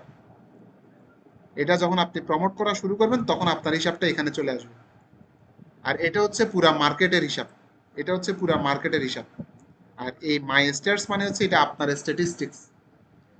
ওকে, তাহলে রিকারিং প্রোডাক্ট হলে সুবিধা, তার মানে আমাকে বারবার সেল করতে হয় না। আমি প্রোডাক্টটা সেল করছি কয়বার, বা সেল করার জন্য কষ্ট করছি কয়বার? একবার একবার একবার। মার্কেটিং করে বারবার একবার মার্কেটিং করে কাস্টমার একবার পাওয়ার পরে আমাকে আর কি করতে হচ্ছে না, ওই কাস্টমারকে নিয়ে আর মাথা কামাইতে হচ্ছে না, কিন্তু আমি কমিশন পাবো আজীবন, মার্কেটিং একবার, ইনকাম আজীবন। এই কারণে রিকারিং প্রোডাক্টগুলো বেশি ভালো। এরপরে gravity rate. What is gravity rate? Gravity মানে কি? গ্র্যাভিটি সম্পর্কে তো মোটামুটি অনেক কিছু পড়ছেন, বা গ্র্যাভিটি দেখছেন, বা গ্র্যাভিটি সম্পর্কে পড়ছেন না? গ্র্যাভিটি মানে আকর্ষণ, গ্র্যাব করা। এই যে আমাদের মধ্য আকর্ষণ শক্তি যেটাকে আছে, তার মানে আমাদের পৃথিবীটাকে কি করে রাখছে, এই যে আমরা হাঁটতেছি, কিন্তু আমরা এই যে মধ্য আকর্ষণ শক্তির উপরে উঠে গেলে আমরা কিন্তু ভাসবো, রাইট? হয়তো উপরে চলে যাবে। হয়তো উপরে চলে যাবো, আর আসারও সুযোগ থাকবে না, বিষয়টা এমন হইতে পারে। তো গ্র্যাভিটি রেটটা হচ্ছে এই অফারটা কতটুকু পপুলার, মানে কি পরিমাণ মানুষ এটাকে গ্র্যাব করতেছে, কি পরিমাণ মানুষ এটাকে নিচ্ছে, কি পরিমাণ মানুষ এটাকে কিনতেছে, সেটা হচ্ছে গ্র্যাভিটি রেট। দ্যাট মিন্স এই অফারটা যত বেশি গ্র্যাভিটি রেট থাকবে, আপনাকে বুঝতে হবে অফারটা তত বেশি কি চলমান। চলমান, পপুলার, ট্রেন্ডিং, চলতেছে, কিনতেছে মানুষে, এবং যারা অ্যাফিলিয়েট মার্কেটার আছে তারা তত বেশি সেলস পাচ্ছে এটাতে এটা থেকে। এবং আবার দেখবেন, আবার নিচের দিকে আরেকটা প্রোডাক্টে আসেন, এই যে যেমন দেখেন এটার গ্র্যাভিটি রেট 263, 63 আর ডিগ্রি। এটার কত 373, তার মানে কোনটা বেশি পপুলার? এটা বেশি 373 পপুলার। পপুলার। আবার নিচের দিকে আসেন, এটা এটা শুধু 31। আরো নিচের দিকে আসেন, যেমন আমি এখান থেকে র্যাঙ্ক গ্র্যাভিটি রেট দিয়ে একটু দেখবো। এই যে এটাই আজকে মোটামুটি মার্কেটে এক নম্বরে কোনটা আছে, অর্থাৎ এটা হচ্ছে আজকের রেট, আজকে দেখা যাচ্ছে সব থেকে বেশি ডেইলি প্রোডাক্ট। চেঞ্জ হয়। হ্যাঁ, ডেইলি চেঞ্জ হবে এটা, যত বেশি ধরেন আজকে কোনো কারণে এটা বেশি সেল হয়েছে, তাহলে এটার গ্র্যাভিটি রেট বেড়ে যাবে, এটার কমে যাবে, এবং ওইটা টপ রেট উঠে যাবে। এটা টপ রেটে উঠে যাবে। তো মনে করেন সবাই তার একই প্রোডাক্ট প্রমোট করে না, সেটা এক একজন এক একটা প্রমোট করে, তো এটাও যে খারাপ তা কিন্তু না। এই প্রোডাক্টটা যে খারাপ, এটার গ্র্যাভিটি রেট অনেক হাই, 263, মানে এটা অনেক পপুলার। মানে ইয়েস। এটা সেকেন্ডের এটা মধ্যে দিয়ে আপডেট বোঝা হয়। যায়, এটা দিয়ে বোঝা যায় এই অফারটা আজকে মনে করেন 263 জনের সেল পাইছে, ধরেন 500 জন এই অফারটা আজকে প্রমোট করতেছে, তার ভিতরে সেলস পাইছে অন এভারেজে কতজন? 263 বা 64 জন, 63 জনেরও বেশি। বিষয়টা বোঝা গেল? এটা এটা একটা বোঝা যায়, তার মানে যারাই সেল করতেছে, মোটা প্রমোট করতেছে, তারাই মোটামুটি সেলস পাচ্ছে, এটা এটা বোঝা যায় এটা দিয়ে। তাহলে গ্র্যাভিটি রেটটা আমরা কি বুঝলাম? তার মানে popularity of an offer.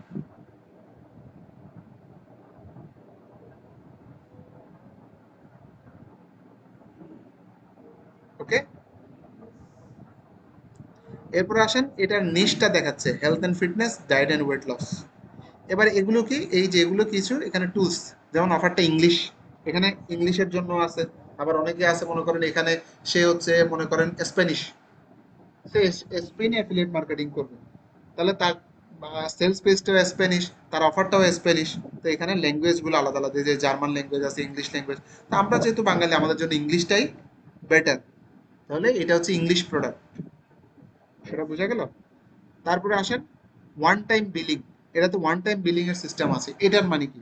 One time billing মানে হচ্ছে, অর্থাৎ এই প্রোডাক্টটা একবারও কিনে ফেলা যাবে, অর্থাৎ মনে করেন ওদের এই প্রোডাক্টের অধীনে ওকিনাওয়া, আচ্ছা তার আগে বুঝাই আপসেল।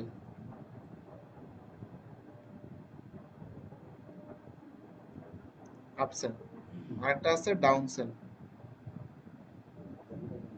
জানেন? ওই তো আগের ক্লাসে বুঝছেন মনে হয়, তারপরে একটু বলি। আপসেল মানে কি?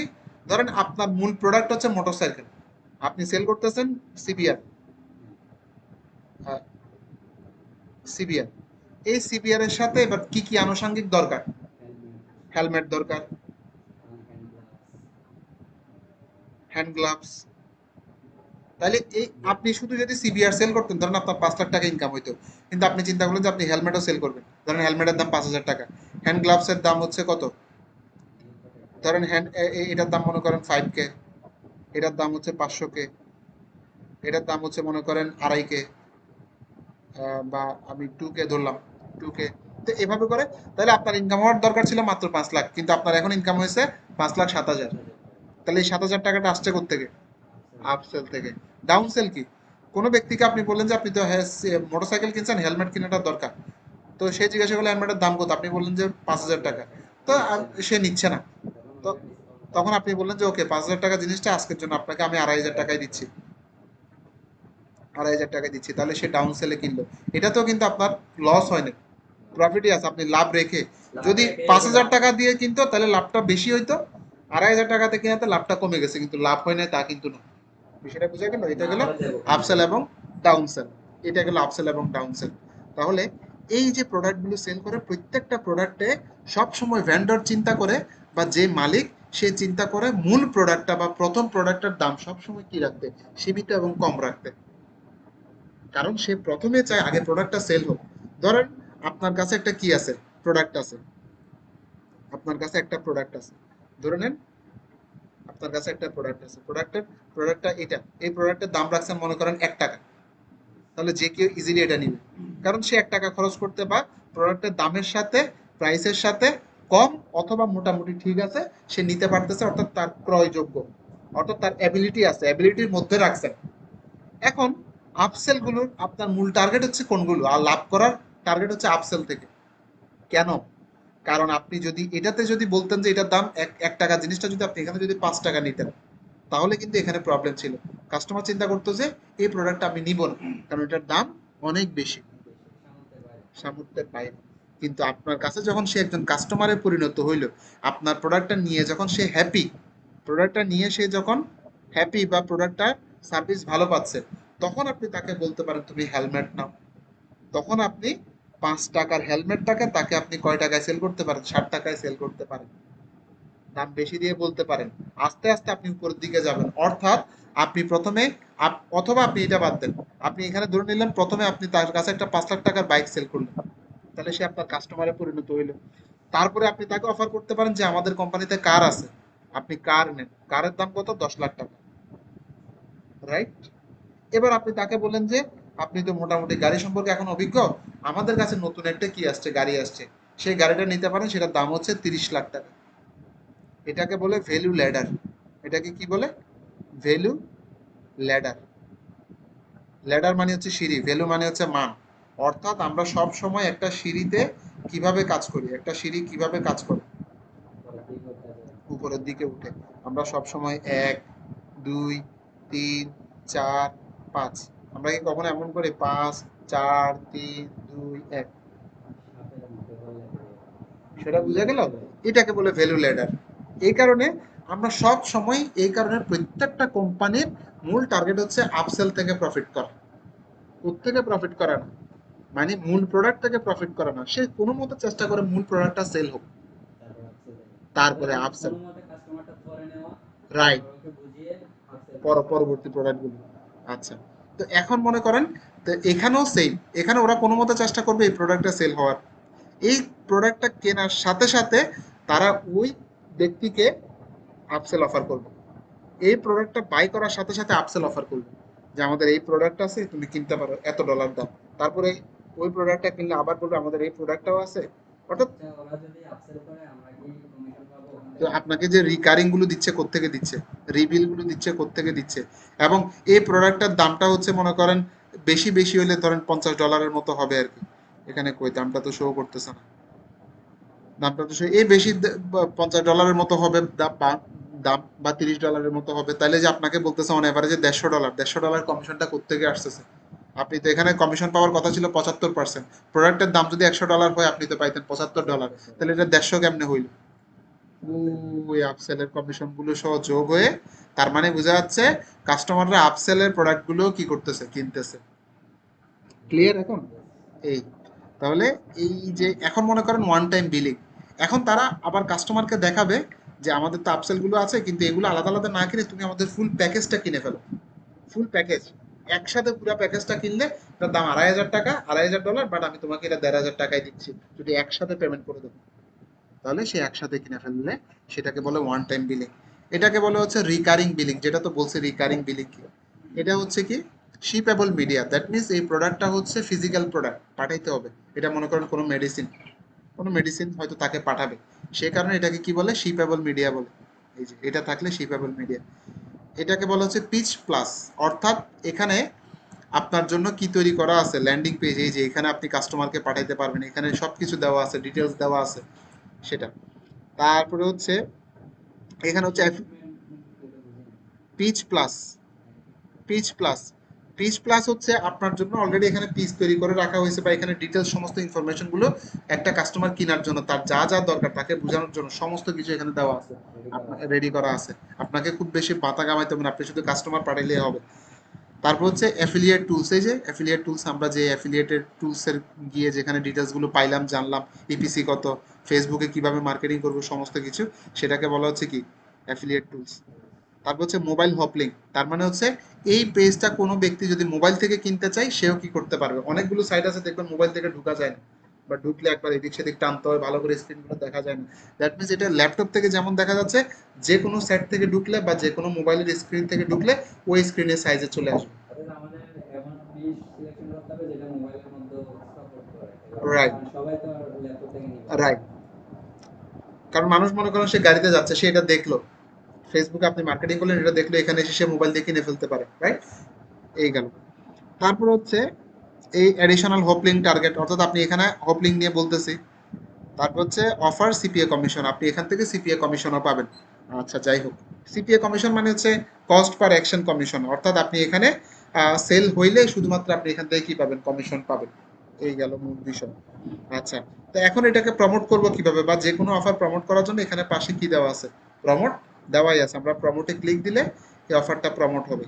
যেমন আগে, তার আগে একটু দেখাই, খেয়াল করেন। আমরা যখন এই পেজে আসছি, এই পেজে হপ দেখাচ্ছে, হপ, HOP, হপ। হপের পাশে কি দেখাচ্ছে, জিরো। এখন এই পেজটা নিয়ে যদি আপনি মার্কেটিং করেন, কখনোই কমিশন আপনার অ্যাকাউন্টে আসবে না, কখনোই কমিশন আপনার অ্যাকাউন্টে আসবে না। তার মূল কারণ কি, কারণ প্রত্যেকটা অফার, এই অফারটা প্রমোট করার জন্য আপনার একটা নির্দিষ্ট কি আছে, লিঙ্ক আছে।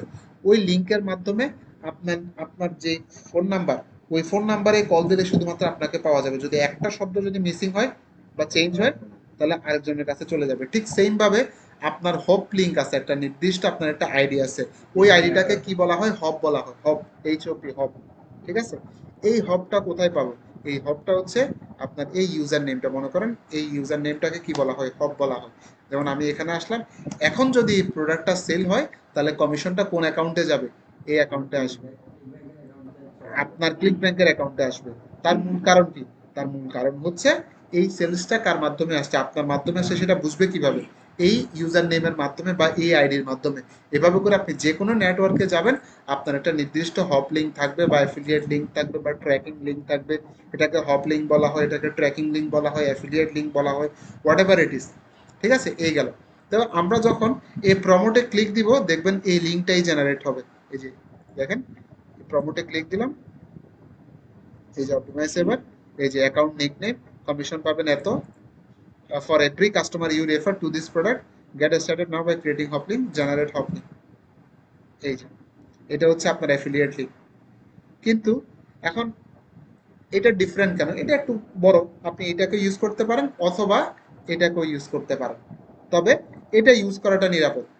কোনটা, যেটা বড় এখান থেকে জেনারেট করে এখন নিছি, সেটা ইউজ করাটা উম, নিরাপদ।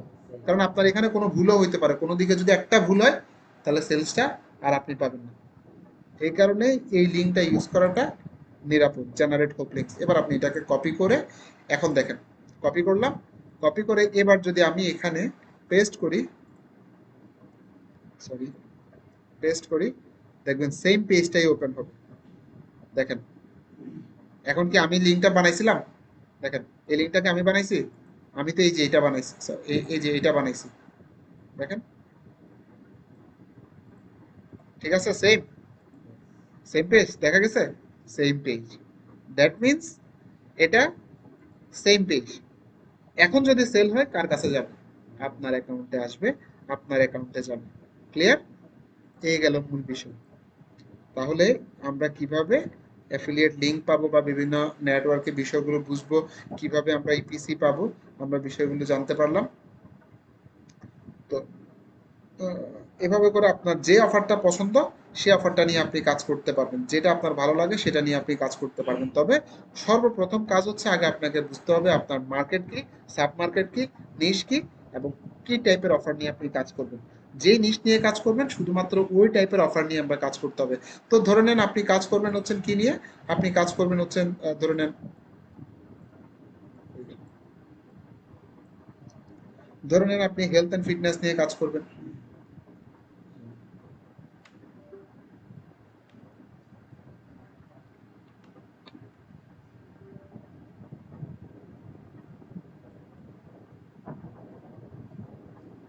ডিস্টার্ব করতেছে। যাই হোক, তো আপনি মনে করেন কি নিয়ে কাজ করবেন, আপনি হেলথ অ্যান্ড ফিটনেস নিয়ে কাজ করবেন। আমি এটা নোটপ্যাডে দিই। ধরেন আপনি হেলথ অ্যান্ড ফিটনেস নিয়ে কাজ করবেন, অথবা আপনি মেডিকেল বিষয়গুলো নিয়ে কাজ করবেন, তাহলে এটা হচ্ছে আপনার মার্কেট ধরে নেন। তো মেডিকেলের মধ্য থেকে আপনি কি নিয়ে কাজ করবেন, ফিটনেস নিয়ে কাজ করবেন। তো ফিটনেসের মধ্যে থেকে এটা হচ্ছে আপনার সাব মার্কেট। এই ফিটনেসের মধ্যে থেকে কি কি আছে, মনে করেন আপনি জিম নিয়ে কাজ করবেন, রাইট? এই তো হয়ে গেল। তাহলে এবার আপনার টার্গেট কাস্টমার কারা, যারা বডি বিল্ডিং করতে চাচ্ছে। তাহলে বডি বিল্ডিং, আমি এখান থেকে জিম থেকে মনে করেন বডি বিল্ডিং, তাহলে জিমে কারা যায়, যারা বডি বিল্ডিং করতে যাচ্ছে। এখন আপনার জন্য সহজ। তাহলে আপনার টার্গেট কাস্টমার কারা, যারা বডি বিল্ডিং করতে চাচ্ছে, মাসেল গেইন করতে চাচ্ছে, তারা আপনার টার্গেট কাস্টমার। তাহলে এখন আপনার থেকে টার্গেট করাটা সহজ না? আপনি ফেসবুকে অ্যাড চালান, গুগলে অ্যাড চালান, বিং অ্যাড চালান, ইউটিউবে অ্যাড চালান, হোয়াট এভার ইট ইজ, আপনি এখন জানেন আপনার টার্গেট কাস্টমার কারা। যখন এই যদি এটা যদি প্রোডাক্টটা শুধু ফিটনেস হতো, তখন আপনি কাকে টার্গেট করতেন বলেন তো? কোনো সম্ভব ছিল এটা? কখনোই পসিবল? মেডিকেলে তো হাজার রুগী যায়, এটা তো আপনার বিশাল মার্কেট, সম্ভব? হাজার ধরনের প্রোডাক্ট আছে। জিম, জিমও তো এক একজন এক এক ভাবে যায়। কেউ আছে ওজন কমানোর জন্য যায়, কেউ আছে স্বাস্থ্য বাড়ানোর জন্য স্বাস্থ্য যায়, বাড়ানোর জন্য যায়, কেউ আবার কমানোর জন্য কমানোর যায়, জন্য যায়। তাহলে আপনি শুধুমাত্র কাদেরকে টার্গেট, যারা বডি বিল্ডিং বিল্ডিং করতে করতে যাচ্ছে, যারা স্ট্রং বডি পাইতে যাচ্ছে, জিম করে যাদের বডিকে স্ট্রং মাসল করতে বাড়াতে যাচ্ছে, চাচ্ছে। মাসল বাড়াতে যাচ্ছে, তারা আপনার টার্গেট কাস্টমার। তাহলে এবার তাদের জন্য যে প্রোডাক্ট, আপনি সেগুলো এবার সেল করতে পারেন। এখন আপনি তাহলে কাস্টমারকে বলতে পারেন, are you looking to make a big muscle, strong muscle, then this product is for you, right? কিন্তু জিমে তো হাজার ধরনের যায়, আপনি তখন তাকে কি বলতেন, কি টাইপের কথা বলতেন? কিন্তু আপনি যখন জানেন যে বডি বিল্ডিং, তখন আপনার জন্য এটা ইজি। ঠিক সেম ভাবে এটাই বুঝাইলাম। তার মানে আপনি কি নিয়ে কাজ করবেন সেটা আপনাকে জানতে হবে। যেমন আপনি ওয়েলথ নিয়ে কাজ করবেন, ওয়েলথ, সম্পদ নিয়ে কাজ করবেন, তাহলে সম্পদটা হাজার ভাবে বানানো যায়, রাইট? ব্যবসা করে, চাকরি করে। তা আমি ধরে নিলাম আপনি বিজনেস নিয়ে কাজ করবেন, তাহলে বিজনেস হচ্ছে কোন টাইপের বিজনেস, অনলাইন বিজনেস নিয়ে কাজ করবেন। অনলাইনে হাজার ধরনের বিজনেস আছে, কোন বিজনেস নিয়ে কাজ করবেন? অ্যাফিলিয়েট মার্কেটিং নিয়ে কাজ করবেন, রাইট? অ্যাফিলিয়েট মার্কেটিং হাজার প্রকারের আছে। আপনি কোন অ্যাফিলিয়েট, আমি ধরুন না আপনি ক্লিক ব্যাংক অ্যাফিলিয়েট যারা করে ইনকাম করতে চাচ্ছে, তারা আপনার টার্গেট কাস্টমার। এখন দেখেন তো আপনার জন্য টার্গেট করাটা ইজি কিনা। আপনার টার্গেট কাস্টমার কারা, যারা ক্লিক ব্যাংক, মনে করেন আপনি এখন নতুন না ক্লিক ব্যাংকে, তাহলে আপনার মূল টার্গেট কি, ক্লিক ব্যাংক থেকে ইনকাম করা, রাইট? আপনি ওটার কাস্টমার পাবেন। এখন আপনি তাহলে, আমি যদি এখন আপনাকে বলি যে আপনি এই অফারটা কিনেন, এটা কিনলে বা এই ট্রেনিংটা করেন, এই ট্রেনিংটা হচ্ছে অ্যাফিলিয়েট মার্কেটিং এর ট্রেনিং, তাহলে আপনি আমার টার্গেট কাস্টমার। কেন? কারণ আপনি ক্লিক ব্যাংক থেকে ইনকাম করতে চাচ্ছেন, রাইট? এবং এটা আমার জানতে তার হবে। তার মানে আমার মার্কেট হচ্ছে wealth, business, online business, affiliate marketing, ClickBank affiliate marketing. That mean আমি বললাম যে সুমন, আপনি কি ক্লিক ব্যাংক থেকে ইনকাম করতে চাচ্ছেন না? আপনি বললেন যে হ্যাঁ ভাই, আমি তো ক্লিক ব্যাংক থেকে ইনকাম করতে যাচ্ছি। আরে ভাই, একটা নতুন ট্রেনিং আসছে, এই ট্রেনিংটা আপনি করেন। ধরেন রাসেল ব্রনসন বললো যে যে আমার একটা কি আসছে, ট্রেনিং আসছে ক্লিক ব্যাংক থেকে ইনকাম করার উপরে, তুমি এটা করলে ক্লিক ব্যাংক থেকে ইনকাম করতে চাইবে। তাহলে বলেন, তার এখন মনে করেন 1 লক্ষ কাস্টমার আছে। 1 লক্ষ কাস্টমারকে যদি একটা ইমেল পাঠায় যে আমি একটা ক্লিক ব্যাংকের অফার প্রমোশনের উপর, অ্যাফিলিয়েট মার্কেটিং উপর একটা কোর্স চালু করছি, $100, 1 লক্ষ মানুষকে পাঠাইলে কয় লক্ষ মানুষে কিনবে, চিন্তা করুন। বিষয়টা বোঝা গেল? তাহলে টার্গেট মার্কেট, নিশ, বোঝা গেল? এটা ইম্পর্টেন্ট, এটা বোঝানোর জন্য আজকে পুরো ক্লাস, একটা ক্লাস লাগছে। শুধু নিশটাই এত বেশি ইম্পর্টেন্ট, এটা ক্লিয়ার করতে হবে আগে, যে আমি কি নিয়ে কাজ করব, কাদেরকে নিয়ে কাজ করবো, এটা চিন্তা করতে হবে আমাকে। আমি ভাবতে হবে এটা নিয়ে, যে এখন আপনি চিন্তা করতে পারেন যে আমি কিভাবে কোনটা নিয়ে কাজ করব। এটা টোটালি ডিপেন্ড করে আপনার উপরে। আপনি ধরুন ম্যাথ ভালো বুঝেন, আমি যদি আপনাকে বলি সুমন আপনি ইংলিশ পড়েন, ভালো লাগবে? আপনি ইংলিশ ভালো পারেন, বা আপনার অ্যাফিলিয়েট মার্কেটিং করতে ইচ্ছা বা অনলাইনে ইনকাম করতে ইচ্ছা, আমি যদি বলি যে সুমন আপনি এগুলো করেন না, আপনি চাকরি করেন, তো ভালো লাগবে? লাগবে না। নিজের উপর ডিপেন্ড করে। দ্যাট মিনস পছন্দটা আপনার, আপনি কি হেলথ নিয়ে কাজ করবেন, নাকি ওয়েলথ নিয়ে কাজ করবেন, নাকি মেডিকেল নিয়ে কাজ করবেন, নাকি, এখানে তো সবগুলোর ক্যাটাগরি দেওয়া আছে, আছে না? এবার আপনি সব দেখে দেওয়া দেখে আছে। পছন্দ করেন। তবে ইন্টারনেটের 3টা মার্কেট সব থেকে জনপ্রিয়, ইন্টারনেট বা ওয়ার্ল্ডের মধ্যে 3টা মার্কেট সব থেকে জনপ্রিয়, একটা হচ্ছে হেলথ, একটা হচ্ছে ওয়েলথ, আর একটা হচ্ছে রিলেশনশিপ। এই তিনটা জিনিস তার মানুষের, মধ্যে এই তিনটা আমাদের জিনিস, মধ্যে এই তিনটা জিনিস মানুষের কাছে সব থেকে জনপ্রিয়। কেন? কারণ মানুষ আগে সব সময় কি দরকার, তার কেন হেলথ দরকার। আবার হেলথটা বানানোর জন্য তারা কি খরচ করে, well, ওয়েলথ খরচ করে, রাইট? আবার হেলথ রক্ষার জন্য ওয়েলথ দরকার, আবার ওয়েলথ বানাইতে হইলে আবার আপনার হেলথটা যদি ইয়া করে, আবার আপনার স্বাস্থ্য ভালো রাখার জন্য আবার ওয়েলথ দরকার, রাইট? আপনি যদি ভালো খাইতে না পারেন, ডাক্তার দেখাইতে না পারেন, ওষুধ খাইতে না পারেন, তাহলে আপনার হেলথ ভালো থাকবে? আবার হেলথটা ভালো রাখার জন্য আবার কি দরকার? ওয়েলথ দরকার। আবার এই দুইটা জিনিসকে রক্ষার জন্য একটা জিনিস দরকার, সেটা কি? রিলেশনশিপ, মানে আপনার ফ্যামিলি, রাইট? আপনার বউ যদি আপনার সাথে যদি অশান্তি করে যদি চলে যায়, কথার কথা, এখানে রিলেশনশিপের অফারগুলো কেমন হয়? মনে করেন আমেরিকার বেশিরভাগ মানুষের প্রচুর ডিভোর্স হয়, তাদের ডিভোর্স রেট হাই। তো মনে করেন একজন আসে, সে হচ্ছে কি রিলেশনশিপের স্পেশালিস্ট, সে হেল্প করে তার ওয়াইফকে ডিভোর্স না করিয়ে কিভাবে তাদের আবার জোড়া লাগানো যায়, সংসারটা ভালো রাখা যায়। অনেকে আছে কিভাবে তার প্রেমিকাকে পটাবে, সে অনেকদিন ধরে চেষ্টা করতেছে, পারতেছে না, সে একজন স্পেশালিস্টের কাছে গেলে সে বললো যে আমি তোমাকে ট্রেনিং করাবো। এই যে এগুলোর উপরে রিলেশনশিপের অফারগুলো হয়। ফ্যামিলি রক্ষা, বা ছেলে মেয়ের সাথে সম্পর্ক, বাবা মার সাথে সম্পর্ক, সম্পদ নিয়ে বিষয়গুলো। তাহলে অবশ্যই আছে, ফিজিক্যাল প্রোডাক্ট নিয়ে কাজ করতে পারবেন। অ্যাফিলিয়েটের দুই ধরনের প্রোডাক্ট আছে, একটা হচ্ছে ফিজিক্যাল, একটা হচ্ছে ডিজিটাল। একটা হচ্ছে ফিজিক্যাল আর একটা হচ্ছে ডিজিটাল। এবার প্রশ্ন আসতে পারে যে আমি কোনটা নিয়ে কাজ করব, ফিজিক্যাল নাকি ডিজিটাল? এখন it totally depends on you, কিভাবে। কারণ ফিজিক্যাল, আমি আমার আমি ক্লিয়ার করে দিচ্ছি ফিজিক্যাল এবং ডিজিটালের মধ্যে পার্থক্য। ফিজিক্যাল কি আমরা বুঝি, যেটা হাতে ধরা যায়, ছোঁয়া যায়, টাচ করা যায়। ডিজিটাল যেটা হাতে ধরা যায় না, ছোঁয়া যায় না, টাচ করা যায় না। যেমন ফিজিক্যালের মধ্যে মাউস হইতে পারে, ল্যাপটপ হইতে পারে, মোবাইল হইতে পারে, একটা টয়লেট হইতে পারে, একটা ফ্যান হইতে পারে, যেটা আমরা ধরতে পারি, দেখতে পারি। হ্যাঁ। আর ডিজিটাল কি, মনে করেন একটা সফটওয়্যার, একটা টিউটোরিয়াল, একটা অনলাইন কোর্স, একটা ইবুক, একটা ওয়েবসাইট, একটা software, what ever it is, যেটা ধরা যায় না, ছোঁয়া যায় না। ঠিক আছে, এক কথা সেটা। এখন ফিজিক্যাল প্রোডাক্টও ভালো, ডিজিটাল প্রোডাক্টও ভালো, প্রোডাক্ট, রাইট? প্রোডাক্টের, হ্যাঁ বলতেছি, প্রোডাক্টের কাজই হচ্ছে প্রবলেম সলভ করা। মানুষ কখনো প্রোডাক্ট কিনে না, বারবারই একটা কথা বলি আমি, মানুষ সবসময় সলিউশন কিনে। People never buy products, they buy the solution of their problems only, right? মানুষ কখনো, সেটা ডিজিটাল হোক সেটা ফিজিক্যাল হোক, তারা সবসময় তাদের প্রবলেমের কি কিনে? সলিউশন কিনে। তাহলে আপনার প্রোডাক্টটা তো অবশ্যই কোনো একটা কাজে আসতেছে, কাজের জন্য, সেটা ডিজিটাল হোক ফিজিক্যাল হোক, সেটা অবশ্যই কোনো একটা প্রবলেম সলভ করলেই শুধুমাত্র মানুষ কিনবে। এখন প্রশ্ন আসতে পারে যে আমি ফিজিক্যাল সেল করবো নাকি ডিজিটাল সেল করবো? ফিজিক্যালের ডাউন সাইডটা কি? ফিজিক্যালের ডাউন সাইডটা হচ্ছে লেস কমিশন রেট, কমিশন রেটটা কম। তার কারণ কি? তার মূল কারণ হচ্ছে একটা, এই যে মাউসটা যদি 1 লক্ষ বার সেল করতে হয়, কোম্পানিকে কতবার বানাইতে হবে? কত পিস বানাইতে হবে? 1 লক্ষ, 1 লক্ষটা বানাইতে হবে। তাহলে 1 লক্ষটা বানানোর জন্য material same, product same, costing same, shipment same, আবার নিয়ে আসা সেম। আবার যদি এটা প্রবলেম ওয়ারেন্টি থাকে, গ্যারান্টি থাকে, কস্টিংটা বেশি। সে কারণে এটার কমিশন রেটটা সবসময় কি হয়? কম হয়।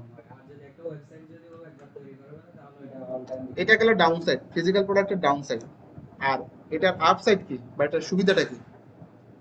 কনভার্সন রেটটা হাই, কনভার্সন রেটটা হাই, তার মানে সেলসটা বেশি হবে। মনে করেন আপনি আমার থেকে মাউসটা দেখছেন, রাইট? আপনার ভালো লাগছে, আপনি গিয়ে এখন মার্কেটে গিয়ে আবার এই মাউসটা খুঁজে কিনে ফেলবেন না? এই ল্যাপটপটা আপনি দেখছেন, দেখার পরে ভালো লাগছে, আপনার কাছে ল্যাপটপটা মনে হচ্ছে সব দিক থেকে সুবিধা, এটা আবার আপনাকে কিনতে হবে, রাইট? নাকি এটাকে 2 ভাগ করে কেড়ে নিয়ে যেতে পারবে? কিনতে হবে। তার মানে কনভার্সন রেটটা হাই, বারবার সেল করা যায়।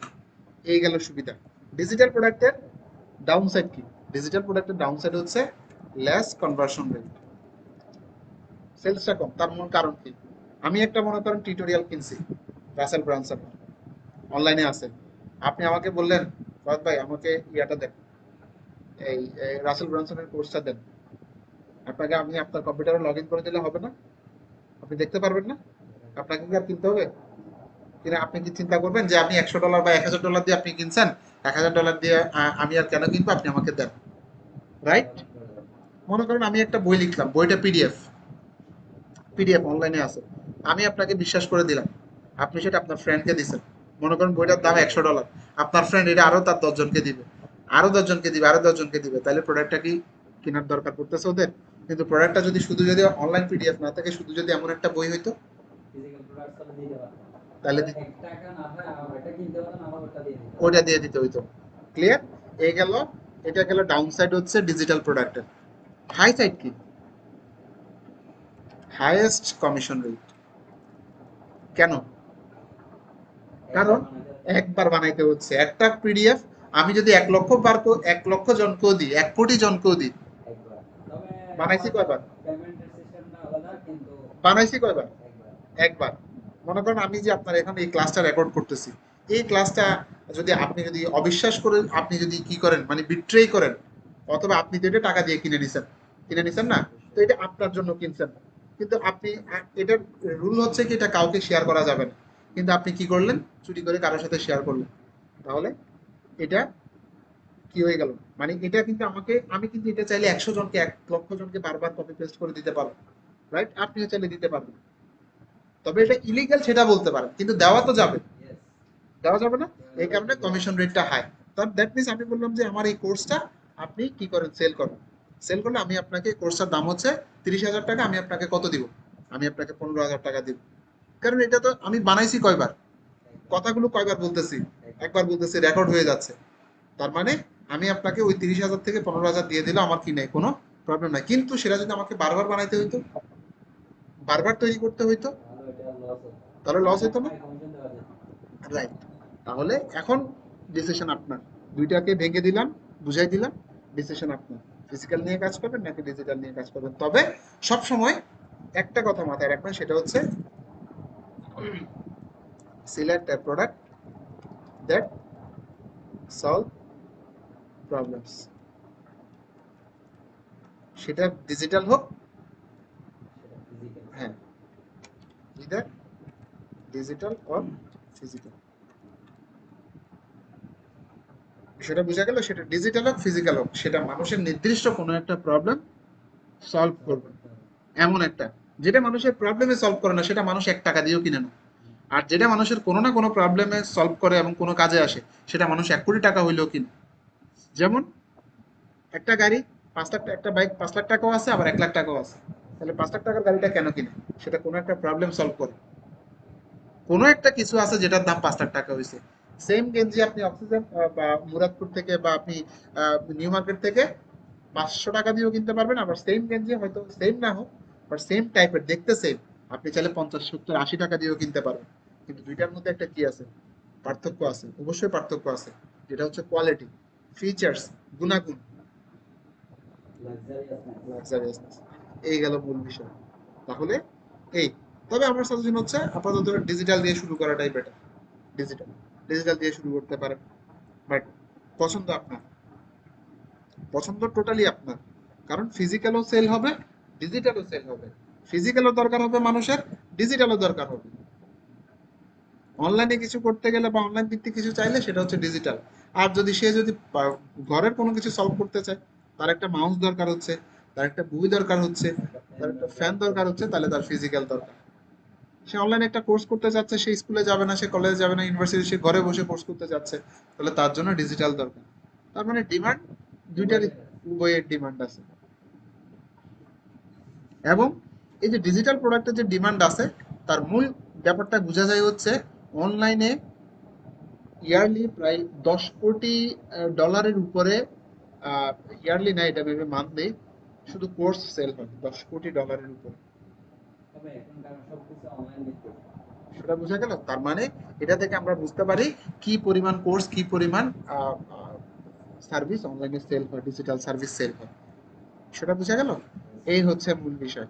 তাহলে আমাদের পরবর্তী ক্লাস থেকে আমরা ইনশাল্লাহ যেই নিশ নিয়ে, যে কোনো একটা নিশ নিয়ে আমরা অফার সিলেকশন করে, সেই অফারের উপরে ল্যান্ডিং পেজ করে, সেই ল্যান্ডিং পেজের উপরে আমরা ক্যাম্পেইন করে স্টার্ট করব। ক্লিয়ার? ওকে, তাহলে কোনো কোয়েশ্চন আছে? তবে এটা হচ্ছে যে ক্লিক ব্যাংকের অফারগুলো তো বাংলাদেশে সমস্ত অ্যাভেলেবল না। বাংলাদেশকে আমরা কেন টার্গেট করব? আমরা এই জায়গার মধ্যে সীমাবদ্ধ আমরা থাকবো না। আচ্ছা আচ্ছা, আমরা এমনিতে এখান থেকে করা যাবে, বাট এখান থেকে বাংলাদেশের করা যাবে, কিন্তু বাংলাদেশের মানুষ কেন এটা কিনবে? এটা তো বাংলাদেশের তবে এটা মানুষের মানে জন্য তৈরি। ফরেন কান্ট্রিতে করা যাবে, বাট এখানের ভিতরে মানে এখানে যদি আমরা মার্কেটিং করতে চাই তাহলে করা যাবে না। এখানে মার্কেটিং করা যাবে, কিন্তু এখানে কেনার কাস্টমার নাই। আপনার যেখানে ও আচ্ছা। কাস্টমার, সেখানে ধরেন আপনি যদি অক্সিজেনে এনে যদি আপনি যদি একটা কিসের দোকান দিয়ে দেন, ধরে নেন আপনি অক্সিজেন এনে যদি একটা এই যে, ল্যাম্বরগিনি হ্যাঁ শোরুম। ল্যাম্বরগিনি শোরুম দিয়ে দেন, সুন্দর উদাহরণ, ল্যাম্বরগিনি শোরুম দিয়ে দেন, হবে? সারা বছরে একটা সেল হবে? সারা জীবনে সেল হবে? রাইট। কিন্তু আপনি যদি ঢাকায় যদি গুলশানে দেন, হবে। দ্যাট মিনস আপনাকে জায়গা চিনতে হবে, মার্কেট চিনতে হবে, প্লেস চিনতে হবে, অফার চিনতে হবে, কাস্টমার চিনতে হবে, আপনার জায়গা কোন জায়গায় মার্কেটিং করতে হবে সেটা চিনতে হবে। এটাই তো মার্কেটার, এটাই তো সেলসম্যান। শুধু আমি আমার কাছে প্রোডাক্ট আছে, আমি শুধু আমার প্রোডাক্ট কিনো, আমার প্রোডাক্ট কিনো, আমার প্রোডাক্ট কিনো, কেউই কিনবে না। টার্গেটেড কাস্টমার যদি দেখেন দ্যাট মিনস আপনাকে বলা হলো এই গাছে একটা আম আছে, ওই আমটা আপনি, একটাই আম আছে, এই আমটা আপনাকে পাথর দিয়ে ফেলতে হবে। তাহলে আপনাকে এমন ভাবে পাথরটা মারতে হবে, এমন কৌশলে মারতে হবে এক যাতে পাথরে গিয়ে যেতে পারে। এক পাথরে যেতে পড়ে যায়। তখনই শুধুমাত্র সেই আপেলটা বা সেই আমটা আপনার কাছে পড়বে। বিষয়টা বুঝা গেল? এই হচ্ছে মূল বিষয়। দ্যাট মিনস আপনাকে জায়গা মতো, কিন্তু সেই গাছে কোনো আমই নাই, সারাদিনও পাথর মারলে আম না থাকলে পড়বে পড়বে কোত্থেকে? সেটা বুঝা গেল? এই গেল। আর কোনো কোয়েশ্চেন? দ্যাট মিনস আমাদের টার্গেট কাস্টমার হবে বা টার্গেট প্লেস হবে ওয়ার্ল্ড ওয়াইড, ওয়ার্ল্ড ওয়াইড। তবে সেই ক্ষেত্রে ইউএস, কানাডা, অস্ট্রেলিয়া, জার্মানি, এই টাইপের জিনিসগুলো, এই টাইপের কান্ট্রিগুলো আমাদের জন্য বেশি কারণ তারা তো অনলাইনের প্রতি বেশি, এবং এই প্রোডাক্টগুলো মূলত তাদেরকে টার্গেট করেই তৈরি করা। এই। আর কোনো কোয়েশ্চেন? ওকে, আল্লাহ হাফেজ।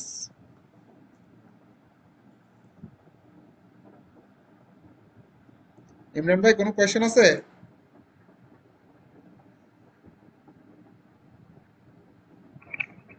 তারপরে তোর কোশ্চেন নাই। আচ্ছা ঠিক আছে, ওকে। সালাম।